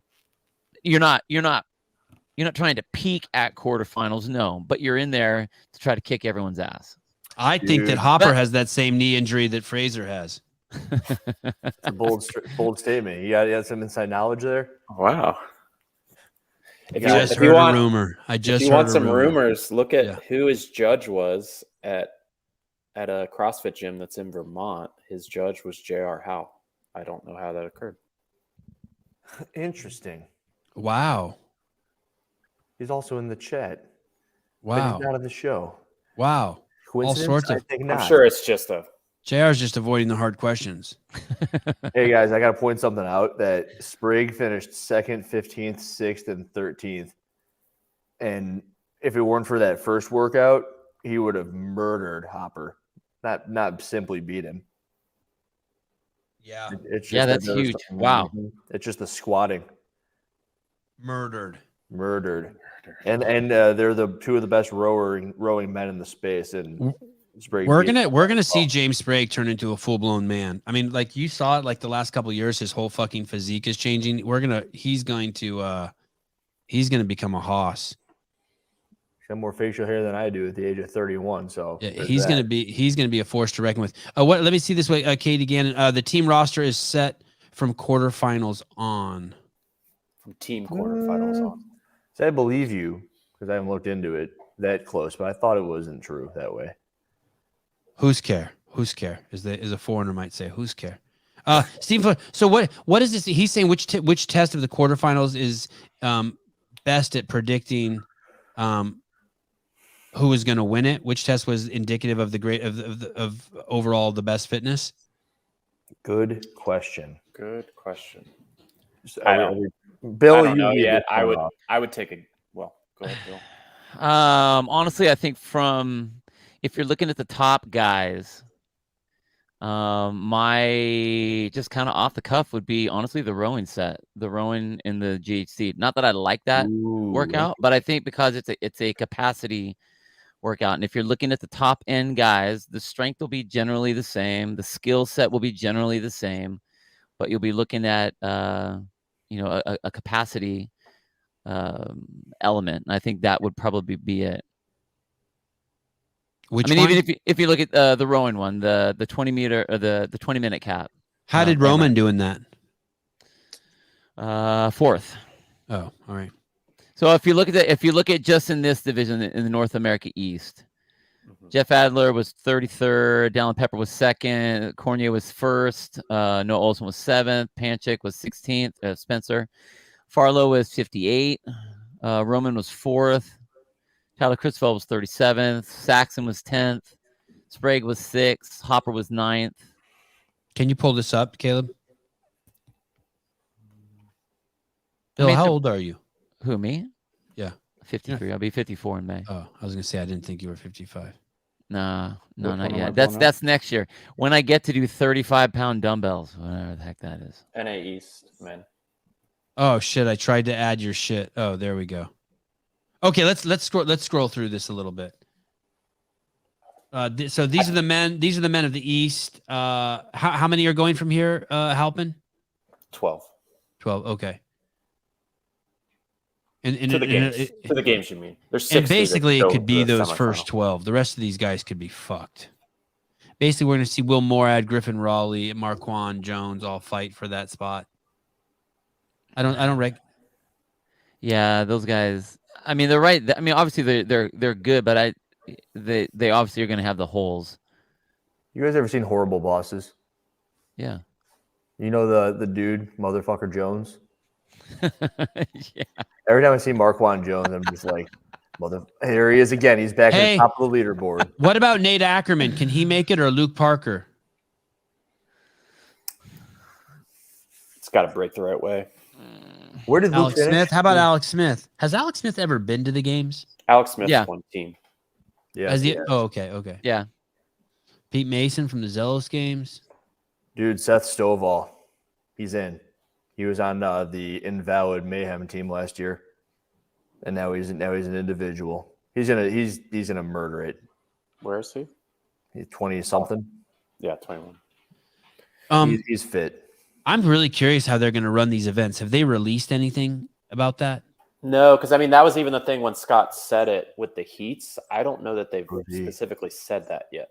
So That we don't the know heat if they might assignments do. will be ranked. Bill, do you know? It makes the most Nah. sense. But Any chance they would do like what Wadapalooza did, like run all the teams and then run all the individuals, or run all the individuals then run all the teams? I mean, it's possible, but like the reason Wadapalooza did that was because they wanted individual athletes to do the team stuff as well. So that's why they set it up that way. I mean, honestly, I wish they would do kind of the old regional way, which is you start the teams in the morning half or the first half of the day, and then do the individuals in the second half of the day.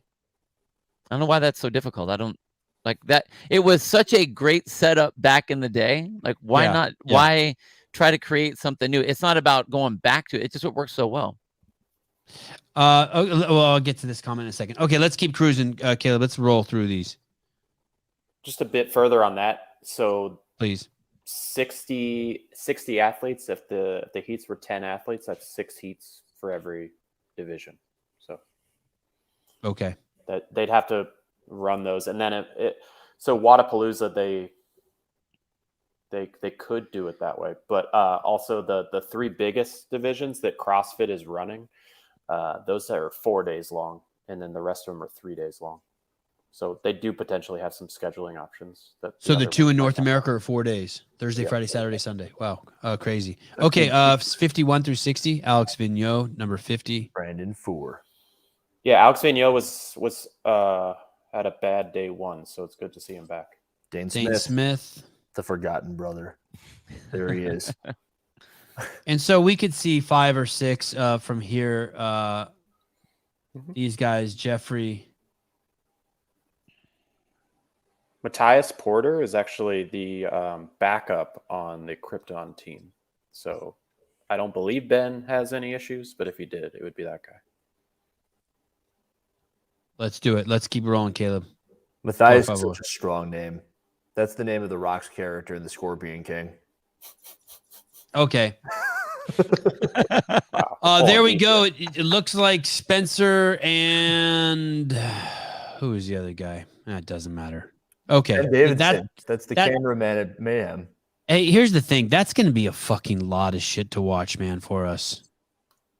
Are they broadcasting both those semifinals?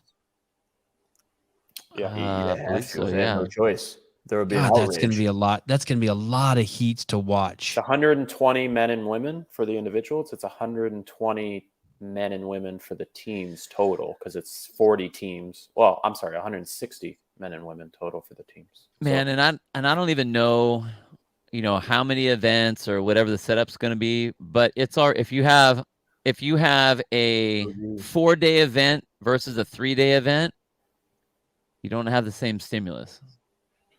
Oh. And they're supposed to be the same across the board. Like if we're saying that they're the same across the board, well, that's not they the could same fix across the that. board. They could fix that, right? I mean, they could just do something that's not. Wow. They No, could potentially run the teams on 3 days and the individuals on 3 days and have Right. them overlap.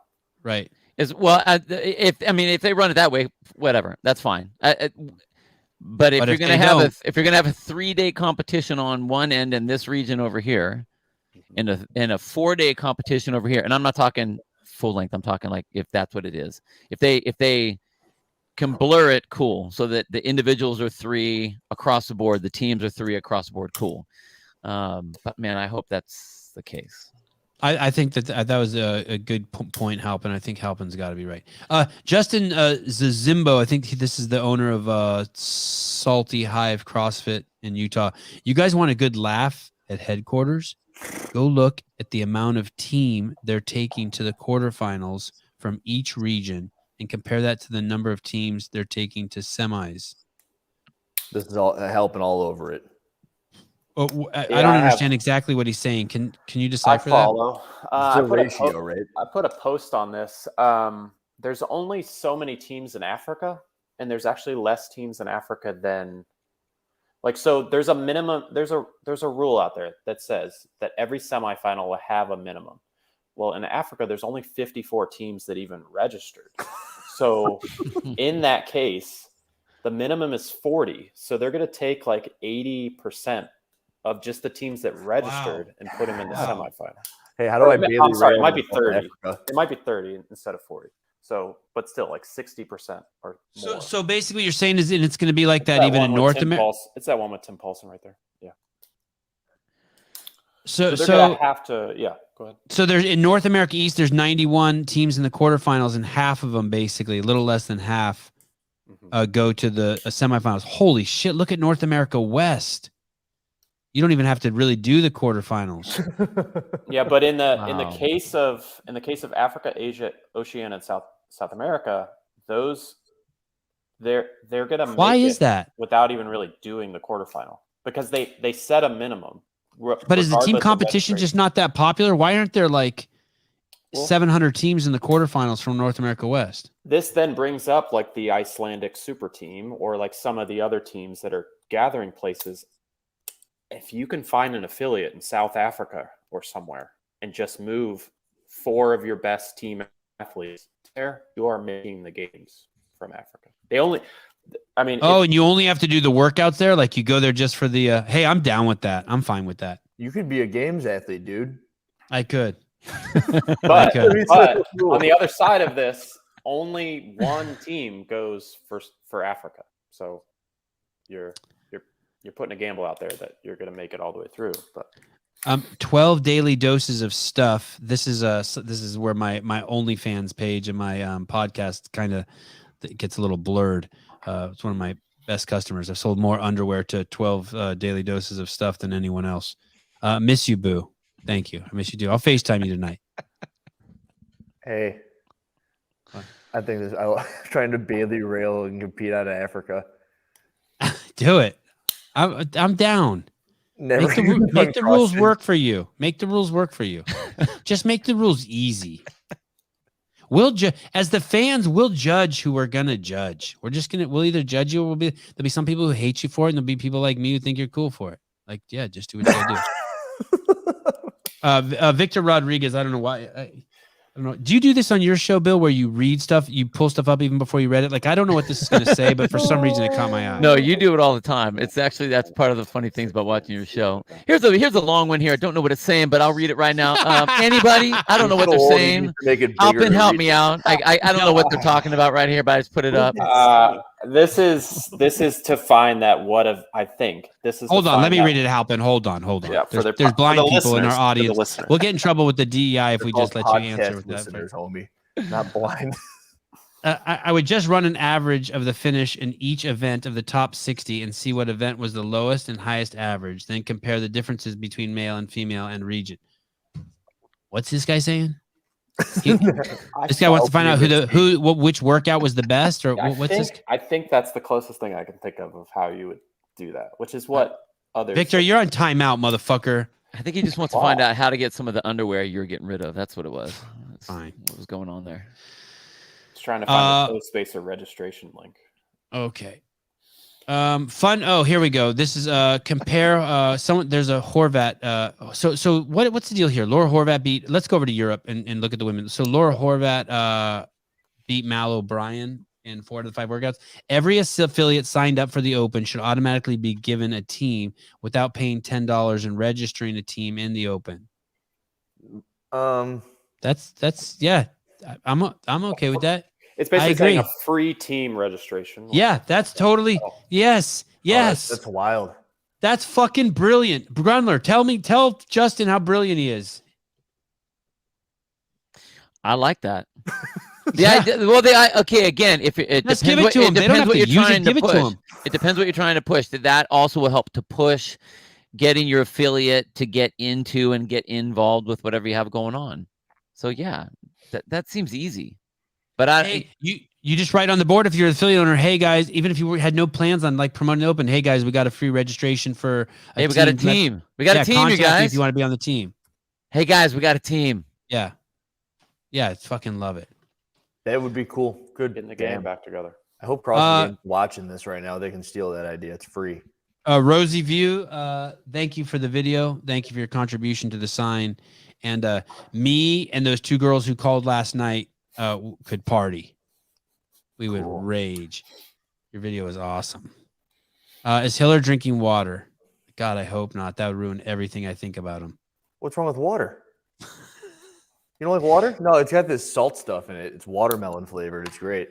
Horvat beat Mal in 4 out of 5 workouts on the quarterfinals. That's correct. Yep, except for the handstands. Yeah, but have you ever seen that Allen Iverson clip? We're talking practice.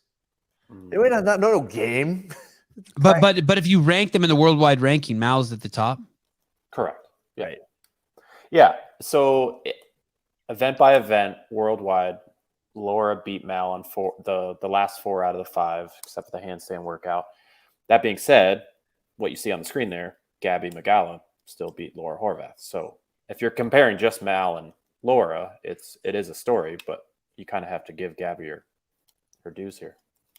She beat her by 1 point, which means 1 place on 1 workout. So, Bill, does that mean like when you see that 4 out of 5? Does that mean Laura has a good chance of beating Mal at the games? That it's going to be tight because there'll only be 20, 30 competitors there. Well, and I think if you look at the scoring places that are in there, you're right. You're not going to have these big jumps in between, so that definitely will help out. What I think is interesting is if they are doing some of these handstand things now, would they still do them in the games? Or we haven't seen any where her Achilles heel has always been, Laura's, has been parallel handstand push-ups. Yeah, strict parallel handstand push-ups. And so I don't know if we'll keep going that way, but the more we do handstands now, the less chance there's going to be that will be in the games. And that just really starts rising Laura's chances to get above Mal. Because, I mean, yeah, she's a beast. Actually, I mean, Mal's amazing too, obviously. Tell me that logic again about the handstand push-ups being less likely to be in the games because of what we've seen. The more we see them in these early qualifying rounds, I think the less we're going to see them in the games. It'll be okay. Or the harder it gets. Yeah. Well, yeah, but it's like you're okay. True, that could be, but it's like, are we going to see handstands in every single stage all the way through up to the games? If we've already seen the wall facing now, I mean, maybe we see a parallel handstand push-up or something like that in the semis. And if that's the case, I don't know if we're going to see that now in the games. Does she qualify for the games if that happens at the semis? I think she still would. I mean, she got. It really changes this. That would be crazy. That would be crazy. That would be nuts. Like Laura's going to beat Mel at the games. Like, that would be a. Let's see. We've had a Katrin in that situation. We've had Sam Briggs in that situation. Yeah, it's possible. Dude, they would get tore up if they did that. I don't know. I don't know if they think about that kind of stuff. Honestly, I don't think about anything. Katie Gannon, this is some self-serving shit, Katie. I expected better from you. This is the only podcast where the chat where I hang out, that's in parentheses, is as good, if not better, than the show. Dang. Me Is no that a likey. burn? Is that Me a no burn? likey. Me no likey. I think it's a burn. Me no likey. As far Okay, as let's. that iterative, like it has to get harder through from the quarterfinals to the games. I think I had a conversation with John Young this morning. They already did wall-facing handstand push-ups last year. So Right. So what would they then do harder than what they're currently doing in quarterfinals? And how many did she do there? Laura just stood there and did she did 1 or 4. Or it was something, just nothing. The one that was to the ballistic block. Is that what you're talking about, Mike? Yeah. She didn't do. I think she just stood there. I don't know if you could get much more for her more difficult than that. And I don't see them. Let me ask you this. This is totally off topic. Going in. Yes, off topic. Hit it. If she wins the games, do we kind of do we start ripping on the programming? Like, how the fuck can someone win the games who isn't proficient in parallel handstand push-ups? I would love to do that. Just like, I mean, do you get what I'm saying here? Like Brian is saying, if there's no parallel handstand push-ups in the games, Laura wins it all day. But then do the rest of us be like, dude, like, how did she win the games if she couldn't do a muscle up? Does it go back to the Froning rope climb thing? I think it's a great argument, but again, she would have had to deal with all of those. I mean, it's not like she hasn't had to do handstand push-ups up to this point, you know. Right. It's just when you go to the big show where everyone's trying to peak and everyone's supposed to be at their best, when it really matters, can you race that? But then it's like, okay, well, so then you're taking her one weakest thing and setting her up against the rest of the field in that one weak thing. Whereas you could have any of the other athletes, and it's like, okay, well, let's race you against your worst thing against Laura Horvath on this. Like, but it's she can't even do them. It's the same thing with like Katrin winning the games and not being able to do the pegboard, right? Put Mal against Horvath on the assault bike or on the echo bike. And that'll be, I mean, it's like, okay, well, Laura's going to win. So you're not going to, that's not to say that Mal is bad, but she's just not good at it. Now, granted, I think what Laura is she is so good at all of the other movements that it's shocking that she's so bad at this one. If it comes up at the semifinals, she's boned because there's 60 athletes, right, going for 10 spots. And if she finishes dead last on a workout like that, they're actually all trying. It's just like the shuttle runs. Guy can't finish with 150 reps on the walk. And that would be what would happen. She would just Halpin, do you hear that? What Hiller's saying? The mathematical fucking. There's only 6 workouts in the semifinal. Shit. How many? 7 workouts? 7 workouts. At the games. I believe 7. They haven't. Let me explain that to the people who are listening real quick, who aren't keeping up with what Hiller just dropped, and then maybe Halpin will drop something on it. If you take 30th place, if you take 30, if there's 30 athletes and you take 30th place and there's 7 workouts, you still might be able to come back and qualify. But with 60, there'll be so many fucking people ahead of you, and the points will be so bad that you will mathematically be fucked. And we've never seen a semifinals, right? We've never seen a semifinals with 60 athletes. Correct. The scoring is going to get. And can you please think of that? The time she's gotten stuck has been rogue. There's 10 athletes, or at the games where there's 15 events, and you can kind of water that down. She won't be last. She won't be dead last. All right, 50th. She stares at the wall for 10 minutes.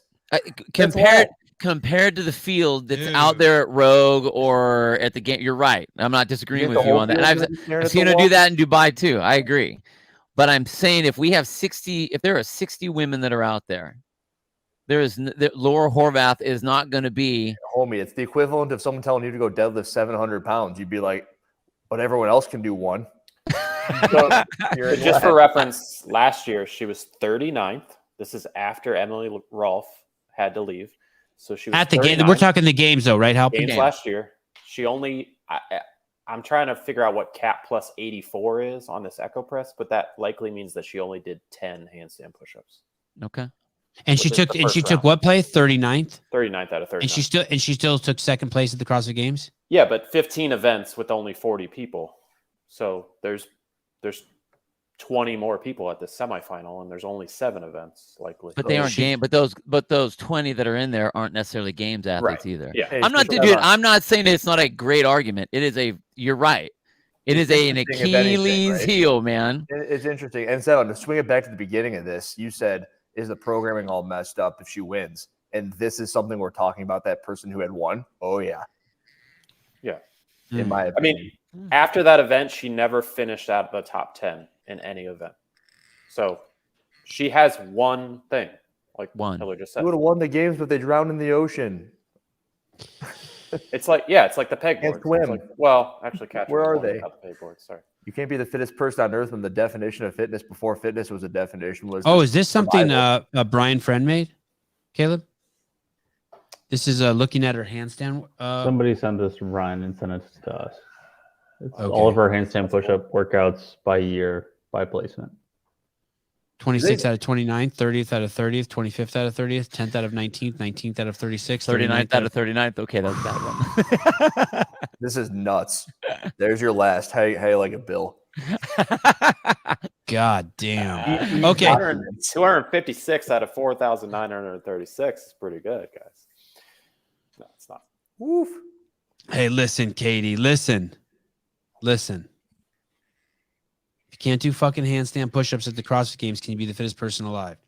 But Sevan, it's not that she can't do handstand push-ups. She's just not proficient at doing more than one of them. Hey, I mean, it's you can't do pegboards and win, but Katrin did. So. Hunter McIntyre can't do a handful of the CrossFit movements, so he couldn't show that he was fitter than everybody. If they just made it the Hunter McIntyre Games, he'd obliterate the field. Yeah, if it was the Hydrox Games, it would. You're right. 100%. So. Manny C. Serrano, she did 21 chest to wall strict handstand push-ups in less than 10 minutes. She did good on that, but that's different. Okay. A little deficit messes her life up. She's making progress, so like maybe she'll shut us all up. I hope so. Nothing. I don't think we need to go through all these. We're at fucking an hour and 41 minutes. Let's go to the men. Let's go to Africa. Let's go to the men real quick in Europe real quick. We got Henry. I think he won. Did he? Yeah, man. That'd be great. And then Michelle finished fourth. All right, Africa's covered. Go to the men.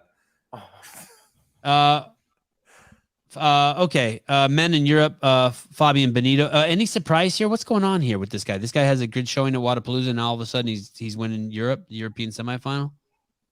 Whoa. Or was it Dubai? He had the good showing. Where did he have the good showing? Yeah, it was Dubai. Yeah.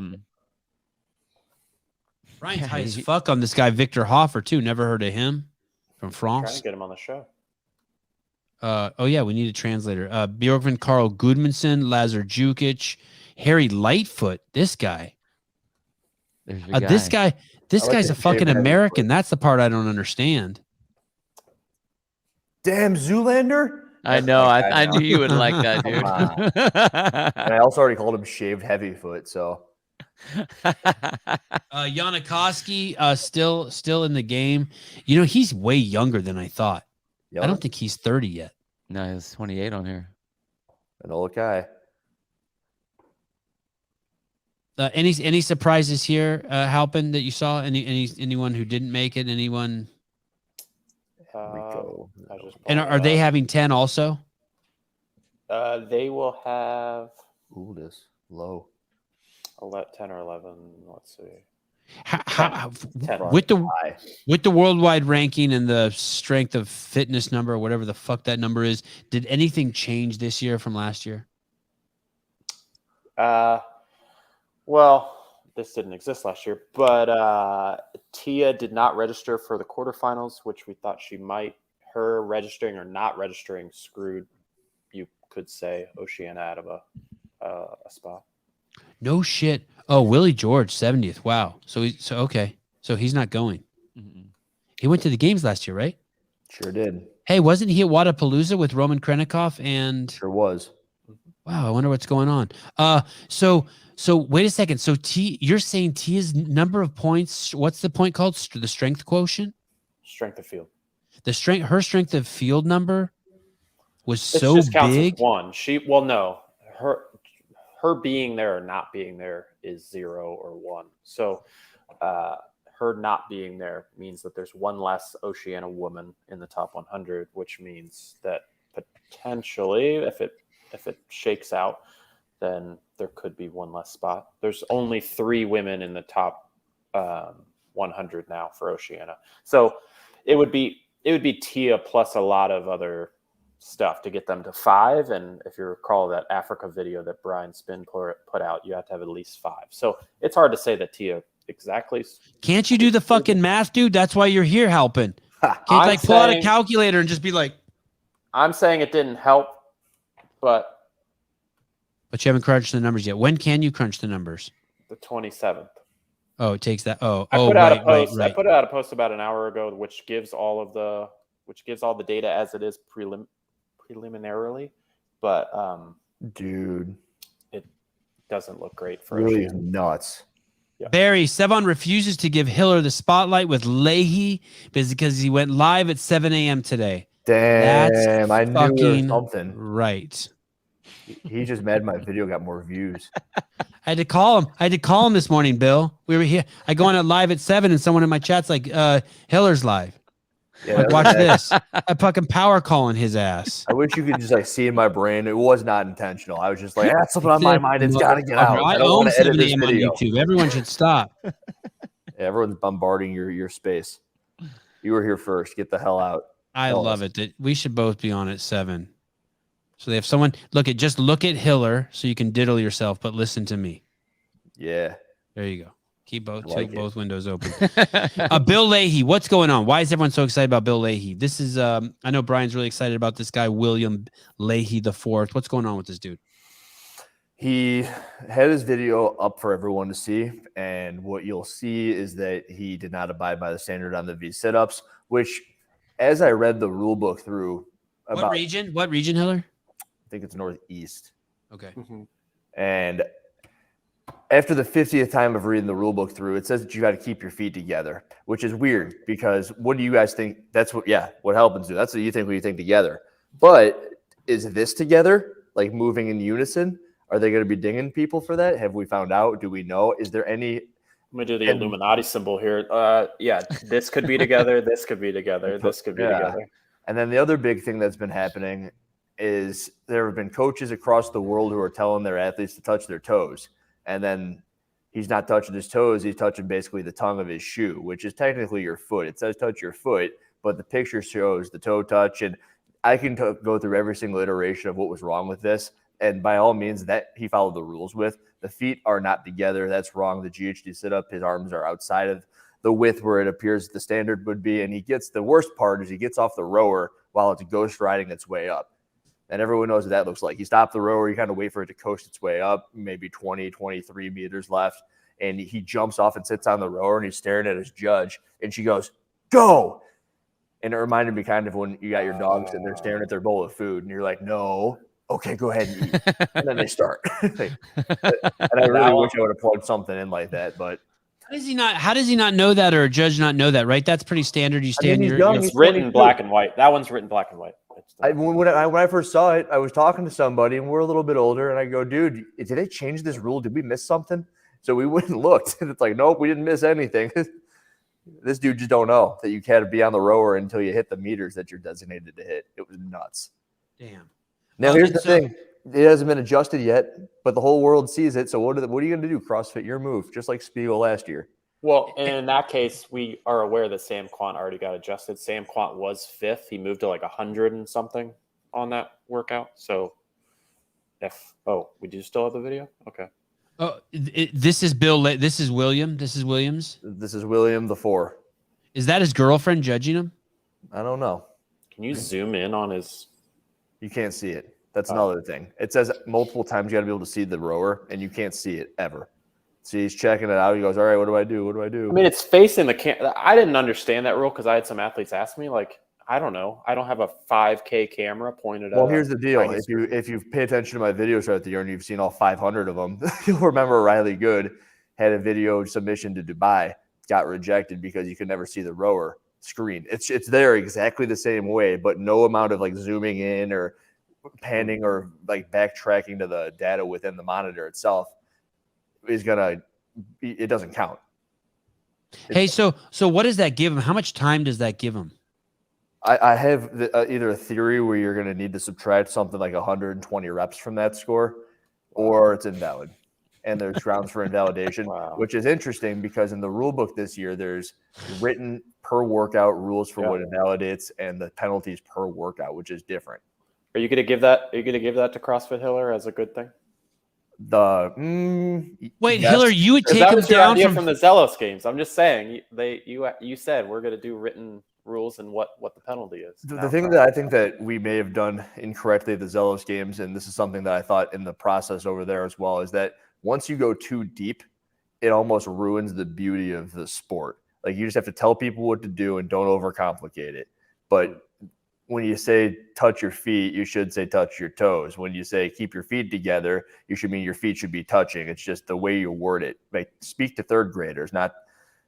You're totally right. You have to expect that if you say touch your feet, an athlete is going to choose whatever they think is the highest and shortest distance they need to go to get to their feet, whatever they think their feet. And is. I don't blame them for that. I don't. If you say keep your feet together, it's just going to mean that your feet are touching. It's not going to mean that your feet are locked together. Right, feet together, like.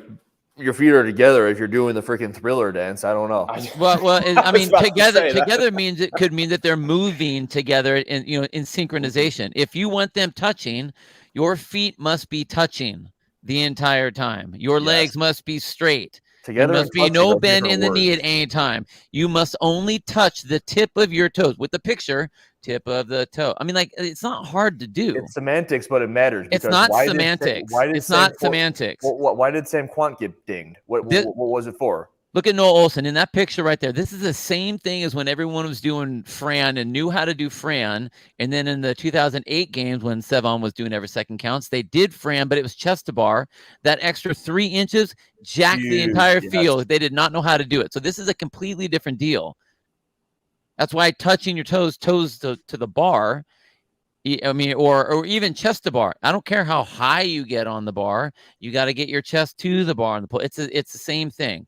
You have to say exactly what you want it to look like. Because if you don't, then people will do whatever they think is close to that or their version or their idea of whatever it is that you're saying. It's got to be black and white. Bill, but here's the thing. Why did Sam Quant get the penalty? Is it because his feet were apart like this and they weren't touching? Do we know helping? I haven't seen his video. Yeah, I don't know because why. If you're going to give him a penalty and if you're going to give Bill an invalidation or any sort of a penalty like I think the video deserves, you got to give everyone the same thing. 100%. I completely agree with you. There that deserve it then. Right. But no, you're right. And this is why, we talk, and this is going way back to the beginning when Sevan asked, like, is this hard? What I think was hard is when you have movements that are new and you don't have the bandwidth to make sure that you are going to look at every single person's video to make sure that everyone does exactly what it is that you wanted it to be, and to with assuming everyone's going to mess it up. So you're going to have to give penalties to everyone. Like you have to assume that that's going to be the case. If you don't have the bandwidth for that, then don't pick that movement. Knees locked, feet touching, touch the toes. That's a fucking great point. Don't enforce rules. Don't make rules that you can't enforce. I mean, it's like being the bad parent. Don't you touch that. If you touch that, I'm going to slap you. Yeah. Don't you do it. Oh, you touched it. Oh, now I'm not going to slap you. So they're going to keep on touching it. That's the GHC. And we talked about the GHC thing earlier today, like in our text thread, was just that. I remember seeing at Wodapalooza when they didn't care where anyone was sitting on the GHC. Your butt's supposed to be back on top of the halfway point or off the chair there or the pad. I saw everybody with the knees bent. No, everyone doing it the old school Tommy Hackenbrook way.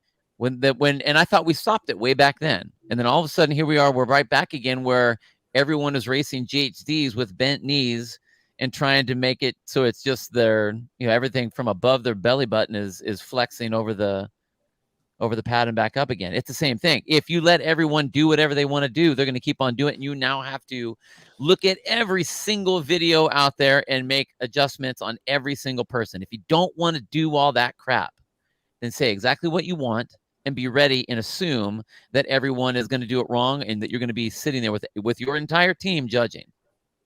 What were you going to say, Halpin? Sorry. That was good. That was good. Great. Yeah. Just looking at, because Hiller and I mentioned that they added penalties and they added 0 score violations to every single of the tests. They didn't add a specific penalty for the V-up. They don't say like, hey, if you do a V-up wrong, we're going to do this. The only penalties are for the row. And then there's also noted penalties for not touching your hands to the right places on the GHD. Thanks, Becca. That's Becca it. Voigt. Crazy. Whoa. Cool. That's OG to OG right there. Everyone take a knee. Take a knee. Oh shit, I ain't even joking. Everyone just goes, whoa. You know what would be interesting, Hiller, when you were talking about like what you guys wanted to do in the Zelos games, trying to assess the penalties. That may be something that when they are designing the workouts, when they're designing the competitions, they already know what the movements are. And ideally, they know them well in advance. They should be able to say, if you mess up on this movement, here are what the penalties are. If you mess up on this movement, here are what the penalties are. Because they're going to have to know what it is before they get buried. Because then all of a sudden, it's going to be like, hey, so-and-so, Dave, they're not doing these things. And I saw this person did that movement. Do we let that one go? Do we not let that one go? And nobody knows. So it ends up being like not really judging, super judging hard. Oh, shit, now everyone's doing it. And then now they need to kind of go, pull the reins back a little bit. What do you think about that? Do you think they should have a per movement penalty? I think that it takes quite a bit of testing to get that nailed in. And to be honest, when I came up with all of the things with the team at Zelos games, there was no testing, but it worked out rather well. But that was by the grace of God, and it wasn't about 300,000 people. But that's just me being honest about it, and it worked out well. That's great. It also made it incredibly easy for the team of people who were judging on the online review team to follow out just what it said to do, which is things that they don't seem to have in place, but it does appear that they have it attempted right here with stuff like what we just talked about. But wait a minute, am I on the wrong workout? No, you're on the wrong fucking show. Son of a. Sorry, I'm getting off the show. One thing I'll add, and it goes to this. Like, get him, Alpin. Caleb, start pulling up Australia before we lose. So someone has to. I'm afraid Bill's going to say he has to go, or Halpin or Hiller's going to say I'm all right. No, I'm staying here all day. Okay. Boz brought it up on this press conference that they did the other day. Is they widened the sphere of feedback that they got and he only addressed it around floor plans because they added some different floor plan options. And he said, well, it always gets tough around these things because the wider we sort of have this circle of trust, the more people we all of a sudden have to worry about leaking athletes or things like that. The thing is, I don't know what they did back in the day, but in any business that I've been a part of, somebody signs an NDA. I signed one for Wadapalooza before they would tell me the workouts. Like, you just sign an NDA and then you get the feedback.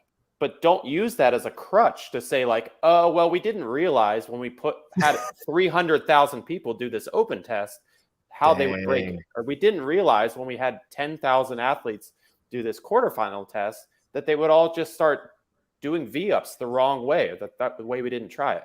We had 10 athletes do it, and they all did it the same way Boz would do it. Like, that doesn't really work. All you have to do is the answer wasn't, hey, we all know what it looks like. Sign the dotted line here, and we'll run all this by you. Just run it by somebody that is like a copy editor.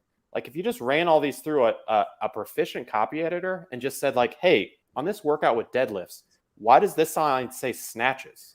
On this workout with deadlifts, why does it say heels to the wall when your toes are to the wall?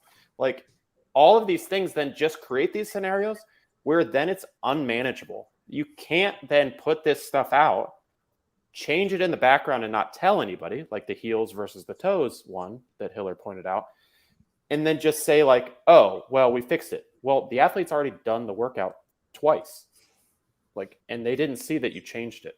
So there's nothing you can really do when you keep this circle of trust to only like 3 people that all then can add that, and they aren't actually editing anything to say like, hey, why does this say this? Or is an athlete going to break the rules like they always seemingly do?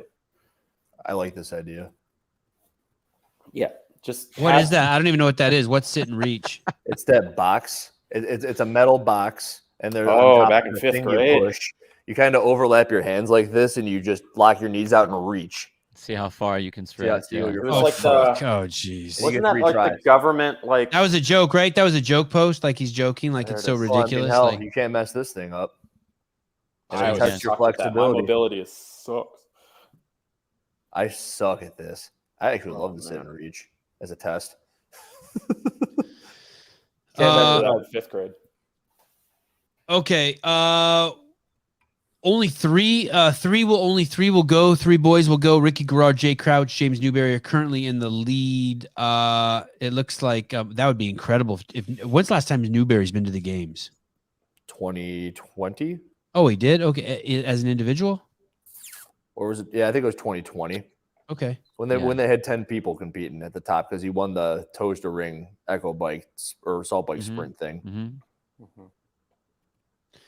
Okay, and Coder let's check out. And everything looks good. Everything looks tip top shape for Ricky. Yeah, I think it was the great. man.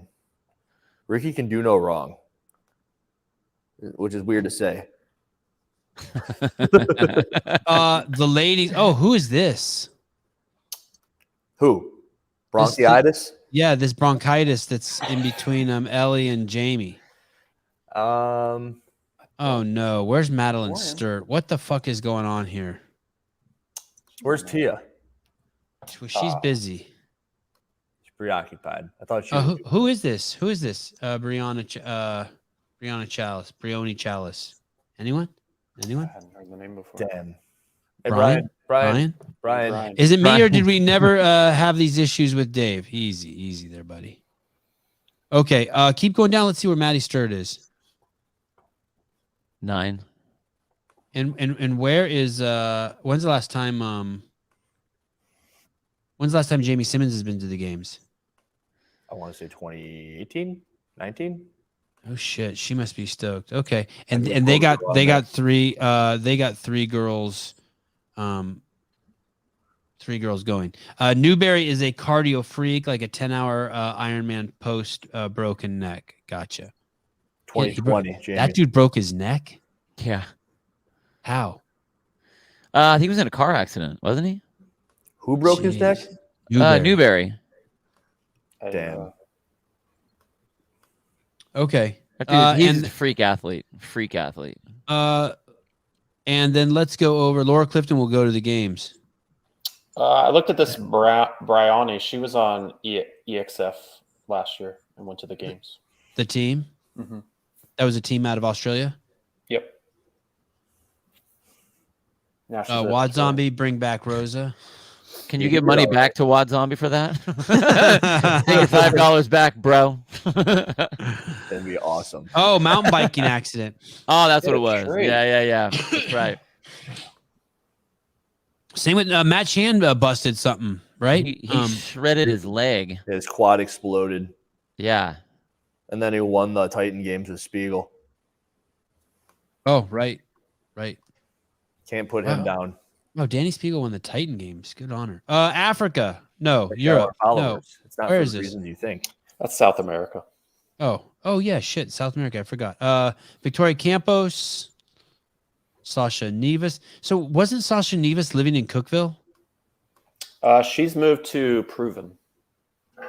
But she she was she was on a Mayhem team last year with. Yeah, I Lucas. wonder where she lives. It's people like her and Ellie Turner that I'm like, why are they like? Why wouldn't she be allowed to do a semifinal here in the States? I guess we she's beat moved that around dead a horse. little bit. I think even last in the Open, she was back home. I think she went to East Nashville for quarterfinals because I saw her video with her and Tia in it. Matt Chan tore an artery in his groin. Can I see the names a little bit? Oh, Okay. And they have how many? They only have 2. 2, likely those 2. And what about Julia Cato? She went to the games before. She's cool. Got cool hair. Thoughts? Anyone? Does anyone disagree that it'll be Victoria Campos and Sasha Nevis? I think that they're going to take it. Okay. Sasha's pissed. She's good. Yeah, she's got somebody back. checking out all her videos. Matt Burns, Sasha Good, Nevis is good. back in Argentina. I Sasha see a needs Colt. I see a Colt hat while I'm wearing a Colt shirt. Destiny. Get it, Chase. Oh, hey. Okay, let's check out the boys in South America. I forgot there was a South America. It's right under North America. Thank you. Thank you. Like that way? Just down. Always down. Down. Okay, down. Ooh, good question. Who's getting banned for PEDs? Guy, hold on before we run. There's a rumor you just started. Whoa. Guy Malheros in second place. We have hidden to keep the suspense. Benjamin Gutierrez. But Augustine Riquelme has a better chance than Benjamin, right? And the next guy, do you want to go after his name? Yes, I am very familiar with his name. Kaiki. Mm-hmm. Kaiki. Is that right? Sounds like a Donkey Kong character. Cerveni. It does seem like a Donkey Kong character. Oh, who goes from here? Who goes? Those are big names. Kaiki, Cerveni, Augustine Riquelme, Benjamin Gutierrez. Is it Augustine? I'm trying to remember because I think there's a. I'm going to team that got Riquelme. put together. Same. Yeah. Yeah, Riquelme. And Guy. Hannah B. James Newberry only trains CrossFit like 3 days a week right now. He has that big vegan energy. That's not a real thing. Oh, trust me, I know it's not. Unless you've seen the Game Changers, and then you're an idiot. I did watch that one. Oh, this would be sick. Liver King versus Froning in the Masters. Good call. For what? Whatever. Who cares? Anything. It would draw a crowd. It would be Rich running circles around him. Hello. Saved by the bell. It wasn't me. Hello. It wasn't me. Okay. What? Let's check out the great continent of Africa. Let's check in on Taylor Self's athlete. Why isn't she Wait, winning? we covered Africa. I had it earlier. Sarah Cox, very nice to see you. What's up, Sarah Cox? In the house. Thank you very much. Very generous donation. Sarah, did you see my new sign? Thank you. I know you contributed to it too. Thank you. All you guys killing me. I don't recognize any of these names except for Michelle Bassinet. Is she going? Yeah, I think so. Obviously. Careful, dude. Taylor's going to come and burn your house down. Only one of them can go, right? I mean, she got tore up. Three girls smoked her. She can get tore up. There's 3 points separating. 30 of these athletes are going to go to their semifinals. So, sorry, I mean to the games. Oh, no shit. They get third. Wow.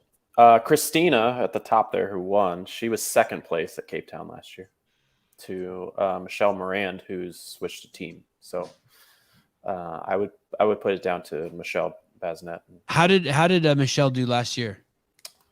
Michelle was second. No, she couldn't have been second. She had to be third, I think. Yeah, but this year she's going to win. Is the chick who's in second competing? Thank you. Thank you. You're welcome. I mean, they're all. I don't know how you mean. Mariska Is the Smith? chick who took second place in the semifinals last year in Africa? Is she on this list? Yeah, it's Christina. Michelle Morand won. And where's Christina? She's at number 1 right now. I just can't see her name. Oh, I switched tabs. Yeah, she's right there. Well, shit. Okay, that could be fun if her and Michelle can duke it out. 26. Look how close those points are. 2, 3, and 4. 2 points, 2 points, 2 points.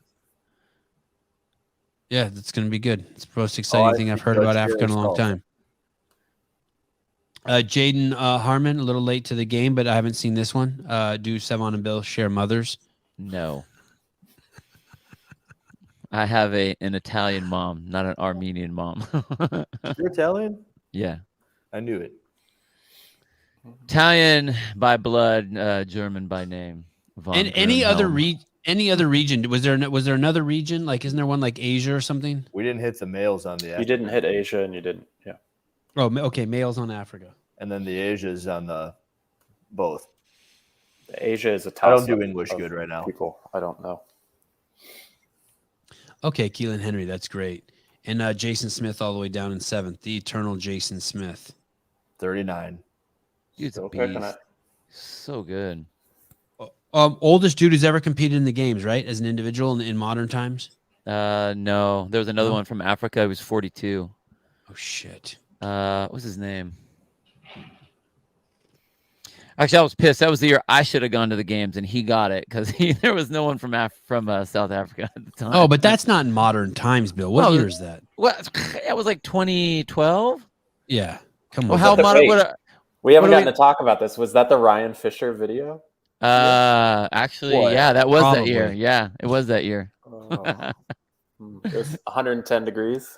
110 degrees. World champion. Wad Zombie $1.99. They only share your mother. Whoa, that. Oh, damn. How did I not Wow. come up with that? Whoa.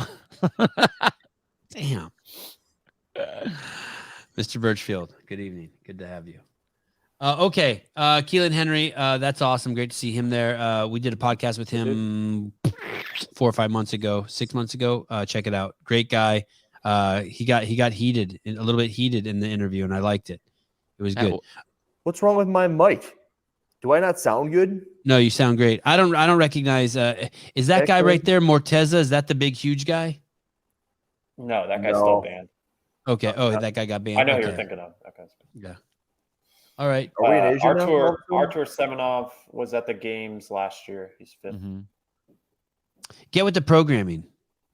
If Bill and Sevan walk towards each other while both rocking massive erections, let me picture that. Okay. They will break each other's noses first. I don't get it. I'll explain it to you afterwards. It's a good thing my nose is 18 Your inches boners long. point straight up. You just stab each other in the face with your boners. I like the way you picture it, but he's suggesting that our noses are so big and our penises are so small that we would break each other's noses. The more you know. There's so much penis talk on this podcast.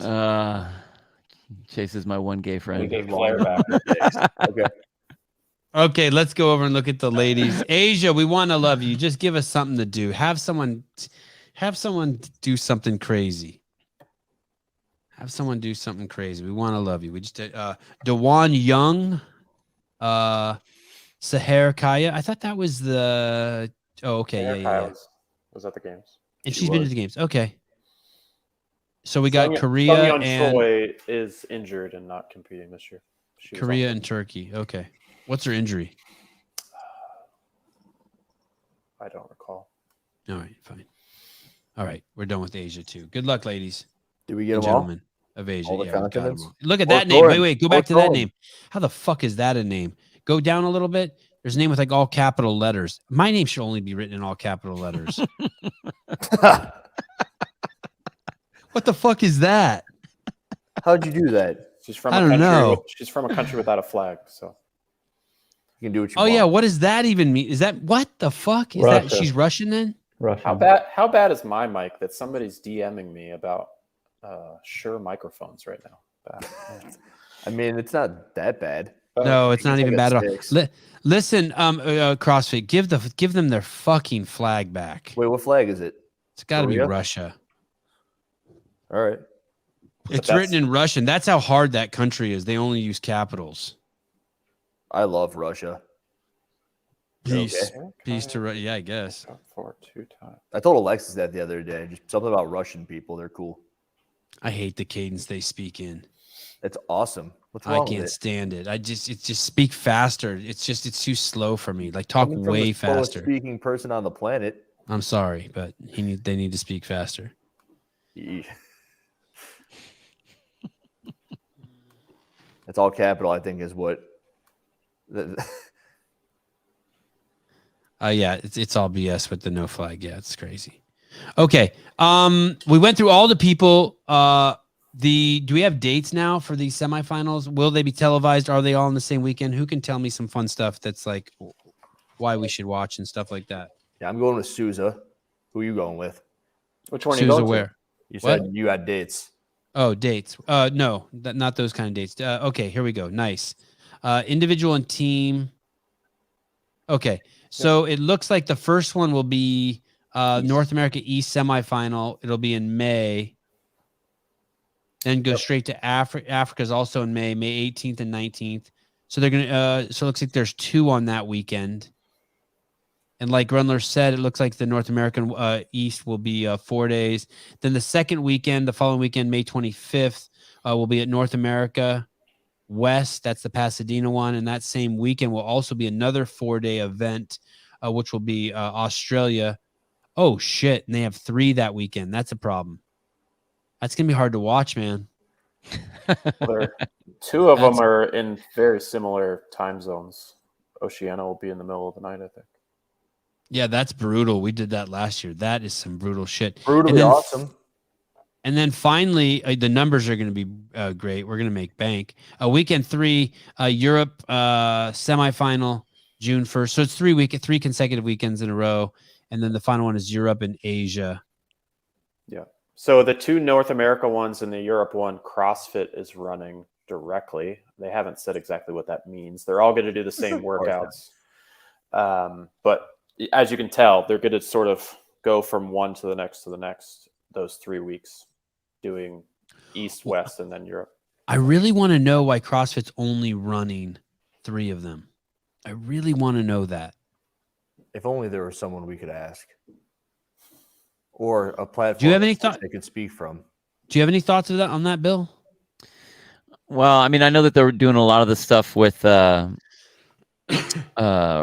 and their company and getting those out there. And it's a matter of having, I mean, the logistics of getting everybody out. Media, though. You're talking about the media. Yeah. Are you talking broadcasting or what are you talking about? No, I'm talking about why isn't CrossFit sending out like its people? Why isn't it taking control over all of them? Like sending its people out to run. Do you think they don't have enough people to do it? Well, that's where I meant like they haven't said what that means. Like it's even last year they had people from CrossFit at all of the events to work with the athletes, but they had 15 people at fucking Wadapalooza and they fucked that up too. They didn't make anything good out of there. I know that wasn't the question, but and they posted a bunch of shit wrong out of there too. Oh, I just don't get what they're fucking doing over there. I want someone to explain it to me, to come on here and be like, hey, they're doing this because of this and this cost cut. I mean, you went straight to the media perspective, Bill. You think that that's the only thing? You think that? Well, I was thinking when you were talking about how much it was going to be to watch everything, it was going to be a lot of stuff to watch. I know that it takes a lot to put those shows together to get stuff out there. And then, you know, at a certain production level, and not to say that you can't have other things. I mean, we've seen like what you could do on the very low end, like, you know, like the Zealous games when they had, you know, when you had everyone out there with Brian's out there with his cell phone and the laptop and doing that. I mean, you can get it watched, but is it giving everyone giving everyone its due? I don't know. Do you think they're going to do some big semifinals production in Africa this year? No. Neither do I.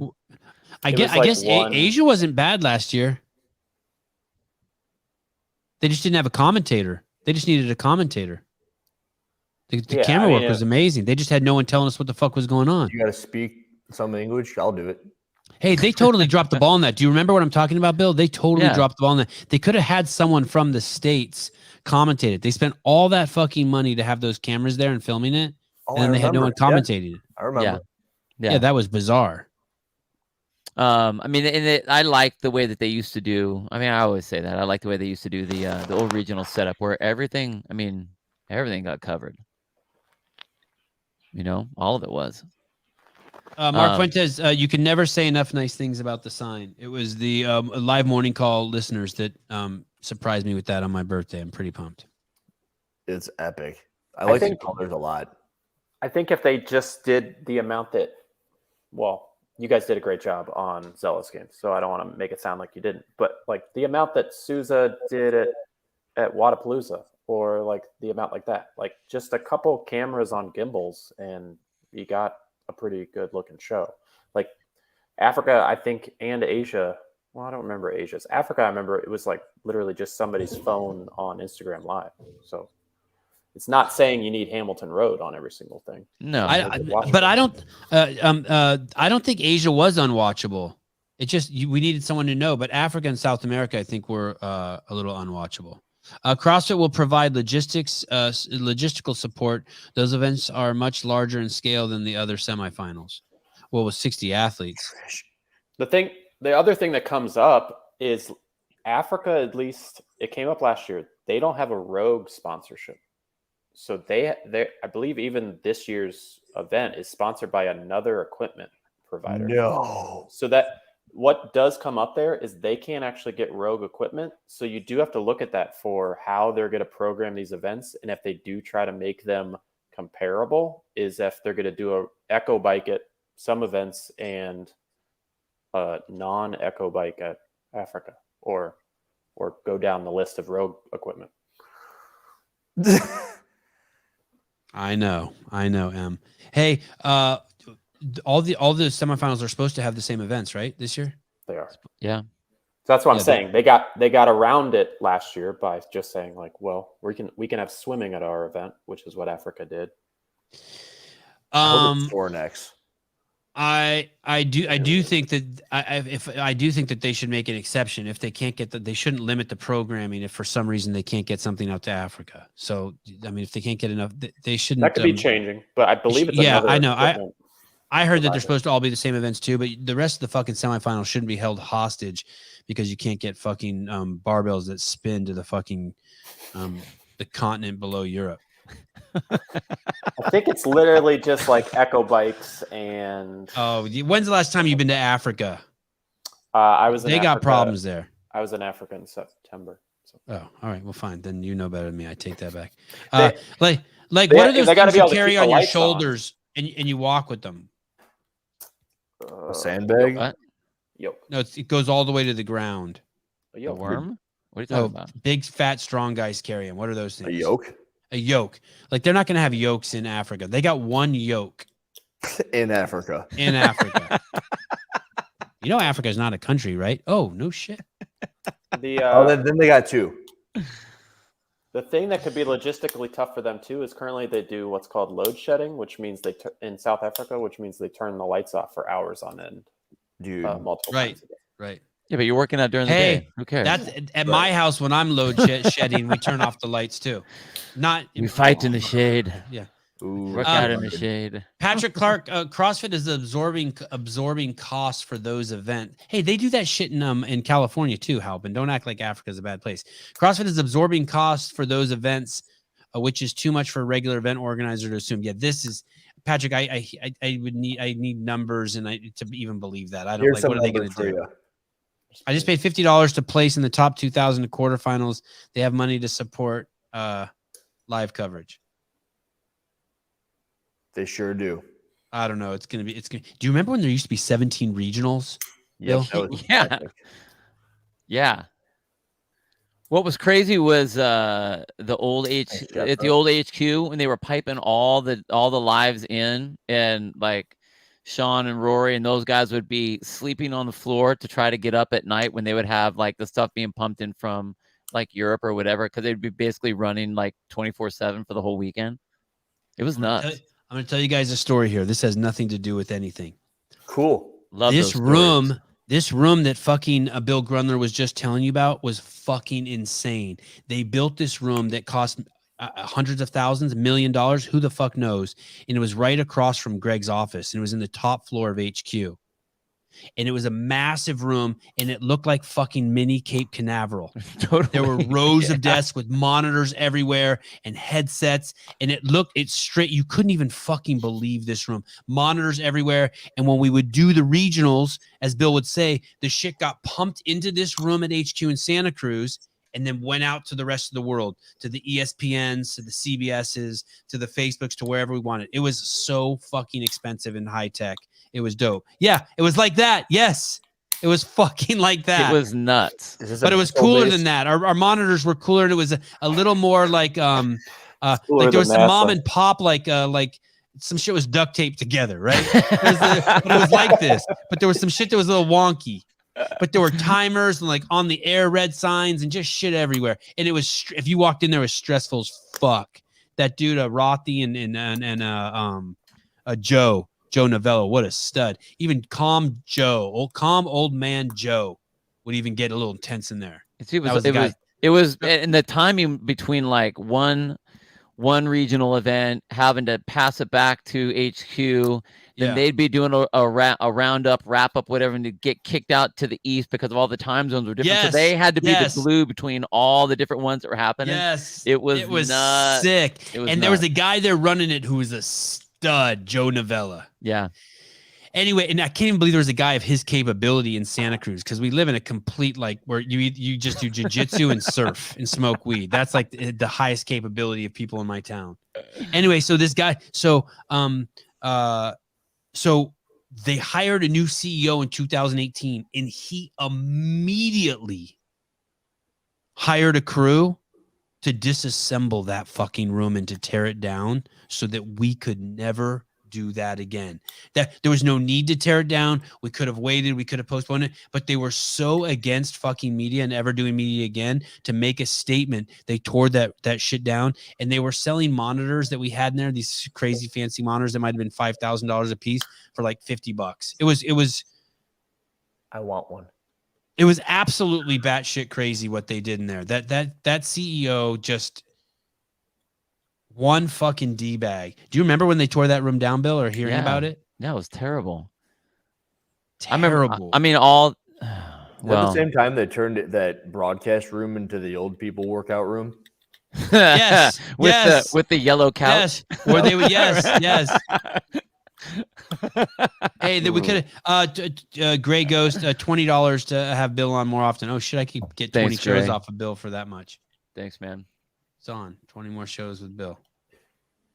Oh, the good old days. I think that's Trish, actually. She was the one who was in all those workout videos. I thought that was Sevan's mom. She went, no joke. My mom was in a lot of them. My beautiful wife, Devin, did not qualify for the quarterfinals, but she did all of her open wads RX for the first time. Hell yeah. Yeah, it's bad to the bone. Those organizers couldn't financially and logistically sustain. Okay, we did that. CrossFit can. I don't know. We'll see, Patrick. We'll see. There's that couch.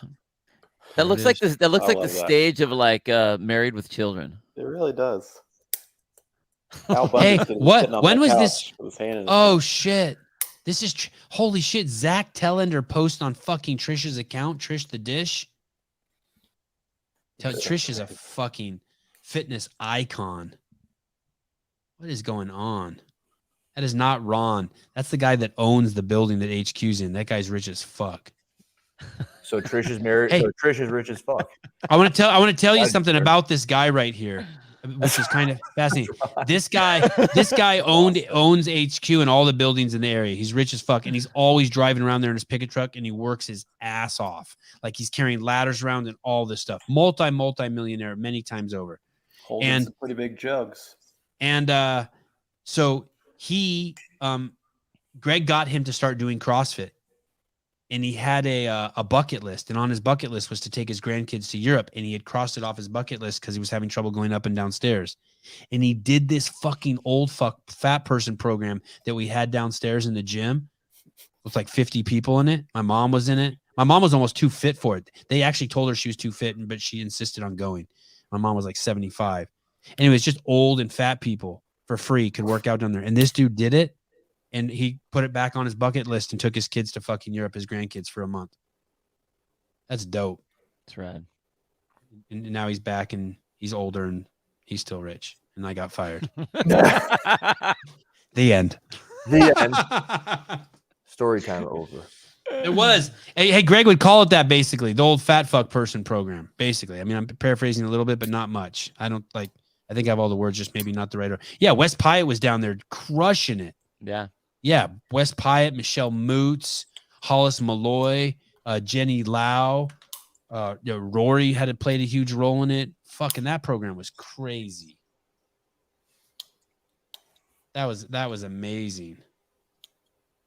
Anyway, okay. At some point we're gonna have to go through the programming. That's gonna be a crazy just bitch session. I feel that'll probably be. I don't know. It looks like we have something scheduled on Tuesday. I have no guest schedule this week. I can't tell you how fucking excited I am. I mean, disappointed I am. So Danielle Brandon Toe Spacer show is not. Oh no, that show is real because I've been texting with her just like We knew it. It was all that ruse. show is real. I'm gonna fucking read you guys the text I had with her. Hold on, let me see. Hey, get her on the phone. Okay. I'm not calling her again. I called her once and she answered, and I'm not fucking that up. I'm up 1 for 1, 100%. Okay. So I said, hey, can we do a late night show? She said, would love to. I said, it's 9:30 Eastern time. Okay. She said, yeah. And then I said, how about Wednesday night at 9:30 p.m. Eastern Standard Time? And I haven't heard from her, but I'm banking on it. So I think you're partially right, Hiller. Oh, there's something in the private chat. Right. There's always something in there. Oh man, Hiller accused someone of doing steroids in our private chat. Oh yeah, I did. Do you even know who I'm talking about at this point? No. By the time I read it, I don't even know. That was like an hour ago. Justin Berg did not fire me, but he was probably extremely happy to see me go, and he never called me or texted me or anything when I got fired. Can we? His name doesn't have an H at the end. Berg. This is Buh. Justin Buh. You don't get to if you know people in high places, you don't expect to be text back ever within 3 to 5 days. One more time. If you know people in high places, you don't get texted back. In 3 to 5, like it's no if you're gonna text with if you're gonna text with, I was gonna use myself, but I'm gonna try to be a little bit humble. If you're gonna text with Rich Froning, you don't trip if he hasn't responded in 2 days. Mm-hmm. Like that people are you got to let that shit air out with the big dogs.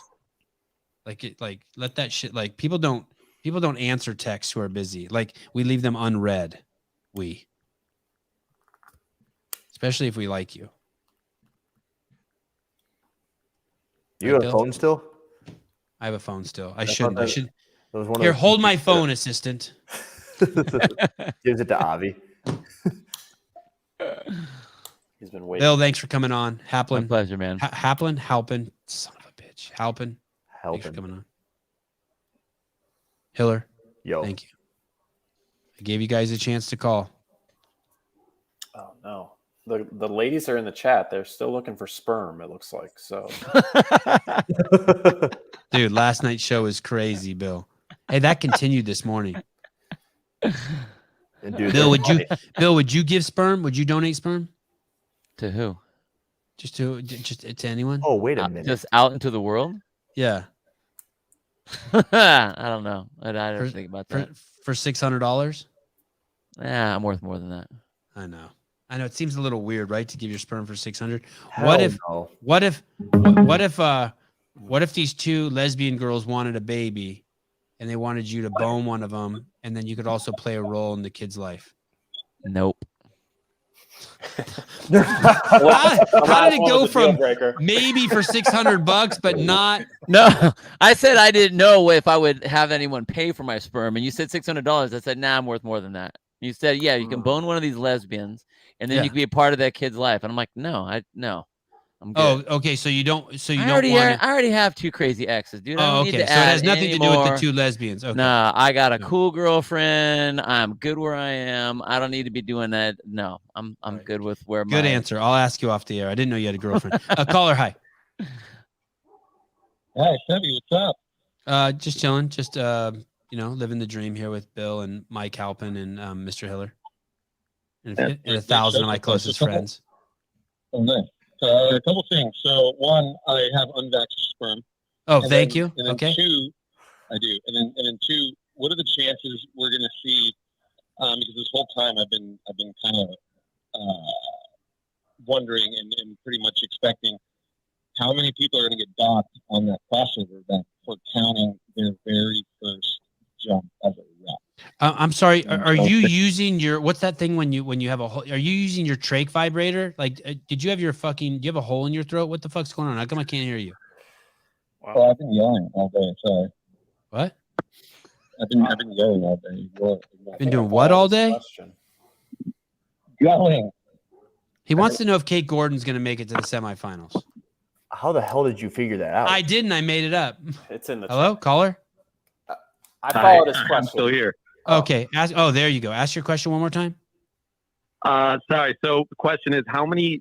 What Is are that the chances same that we person? see what are the chances we see a severe penalty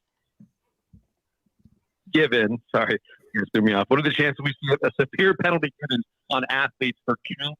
You're so close. I would you're say that fucking the likelihood killing was me, dude. high. Just say the last. Wait, Halpin knows it. What did he say, Halpin? He wants to know if there'll He be wants penalty to given know- on what? So there was a lot of ways that people were screwing up the crossover jumping, because in a video that Boz put out, you don't actually count the first single under.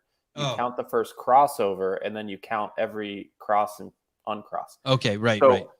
if there's videos that show that somebody counted 1 on their very first jump, then that would be wrong. And some of the language that CrossFit says is they will dock you in the last time you did a correct rep back to it. So that would mean they didn't do any of them. If they didn't Half do the the first one people. right, Half the people. So with that, Yeah, okay, keep going. I say this because I admit that I think I'm guilty of it.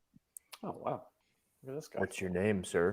What's your CrossFit ID? What's funny is this is actually Pool Boy, and I am actually the idiot demonstrating the double under crossover on the CrossFit side. No, that's awesome. Come on now. That is, you're a beast. Wow. Hey, you get a waiver. You get a waiver, a pass, because you're the demo boy. All right, perfect. Hey, so it's just one rep. It's just one rep. You think you fucked up because you counted the first one? That's him. Yeah, I'm almost positive myself when I did the workout. My judge counted the first rep. Yep, there's my stupid face.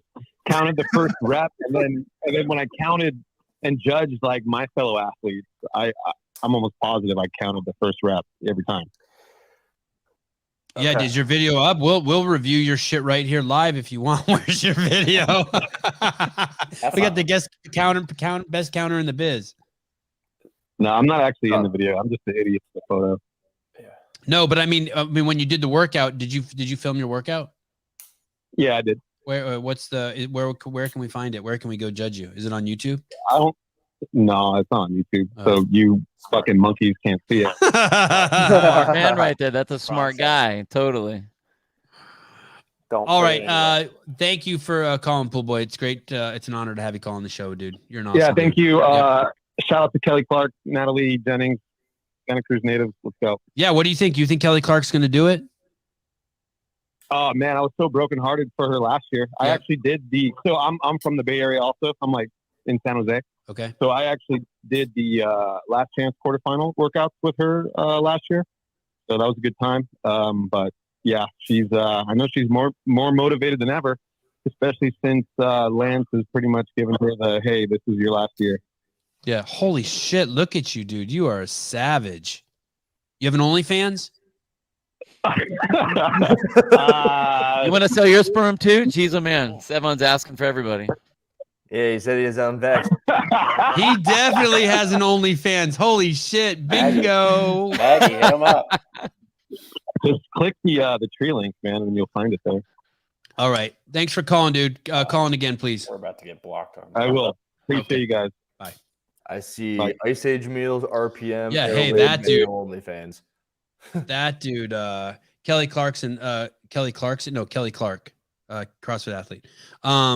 Hey, that's a specimen for sperm. On weekdays, I'm catfish people on Hinge for their swimmers. I don't think you can get a better picture than that top one. That's why it's pinned. Jeez Louise. 30 more seconds. Oh, there he is with Dave. 30 more seconds on what he was just asking about. Yeah, tell me. There's a very good possibility that they only look at workouts 1 and 4 because that's all we've seen them actually penalize on so far. So if they've already passed, workout 2, I don't imagine they go back to it. Wow, for those of you who just made it to the 2 hour and 38 minute mark, that's a pretty good piece of assessment there. Yeah. What if people report them though? They usually take that pretty seriously. Not anymore. Okay, fine. Yeah, that's a great assessment. Workouts 1 and 4 will probably be the only 2 if they're keep going down this path. All right. We'll see you guys. Oh, I was going to tell you guys when we're going to see you next. Tomorrow morning at 7 a.m. for sure. We're going to see you for the live call-in show. Then we have a disc golf show tomorrow at 6 p.m. That's probably the new favorite amongst everyone. And Tuesday, Tuesday we have it trolling the leaderboard. I do not know who's going to be on that show. Brian said he would be on this show, and he didn't show up. So for all I know, he said he was 50-50. Yeah, but I changed the time for him. I changed the fucking time of this show for him. Oh yeah, frisbee talk. Yeah. Was there a frisbee golf on today? I'm sure.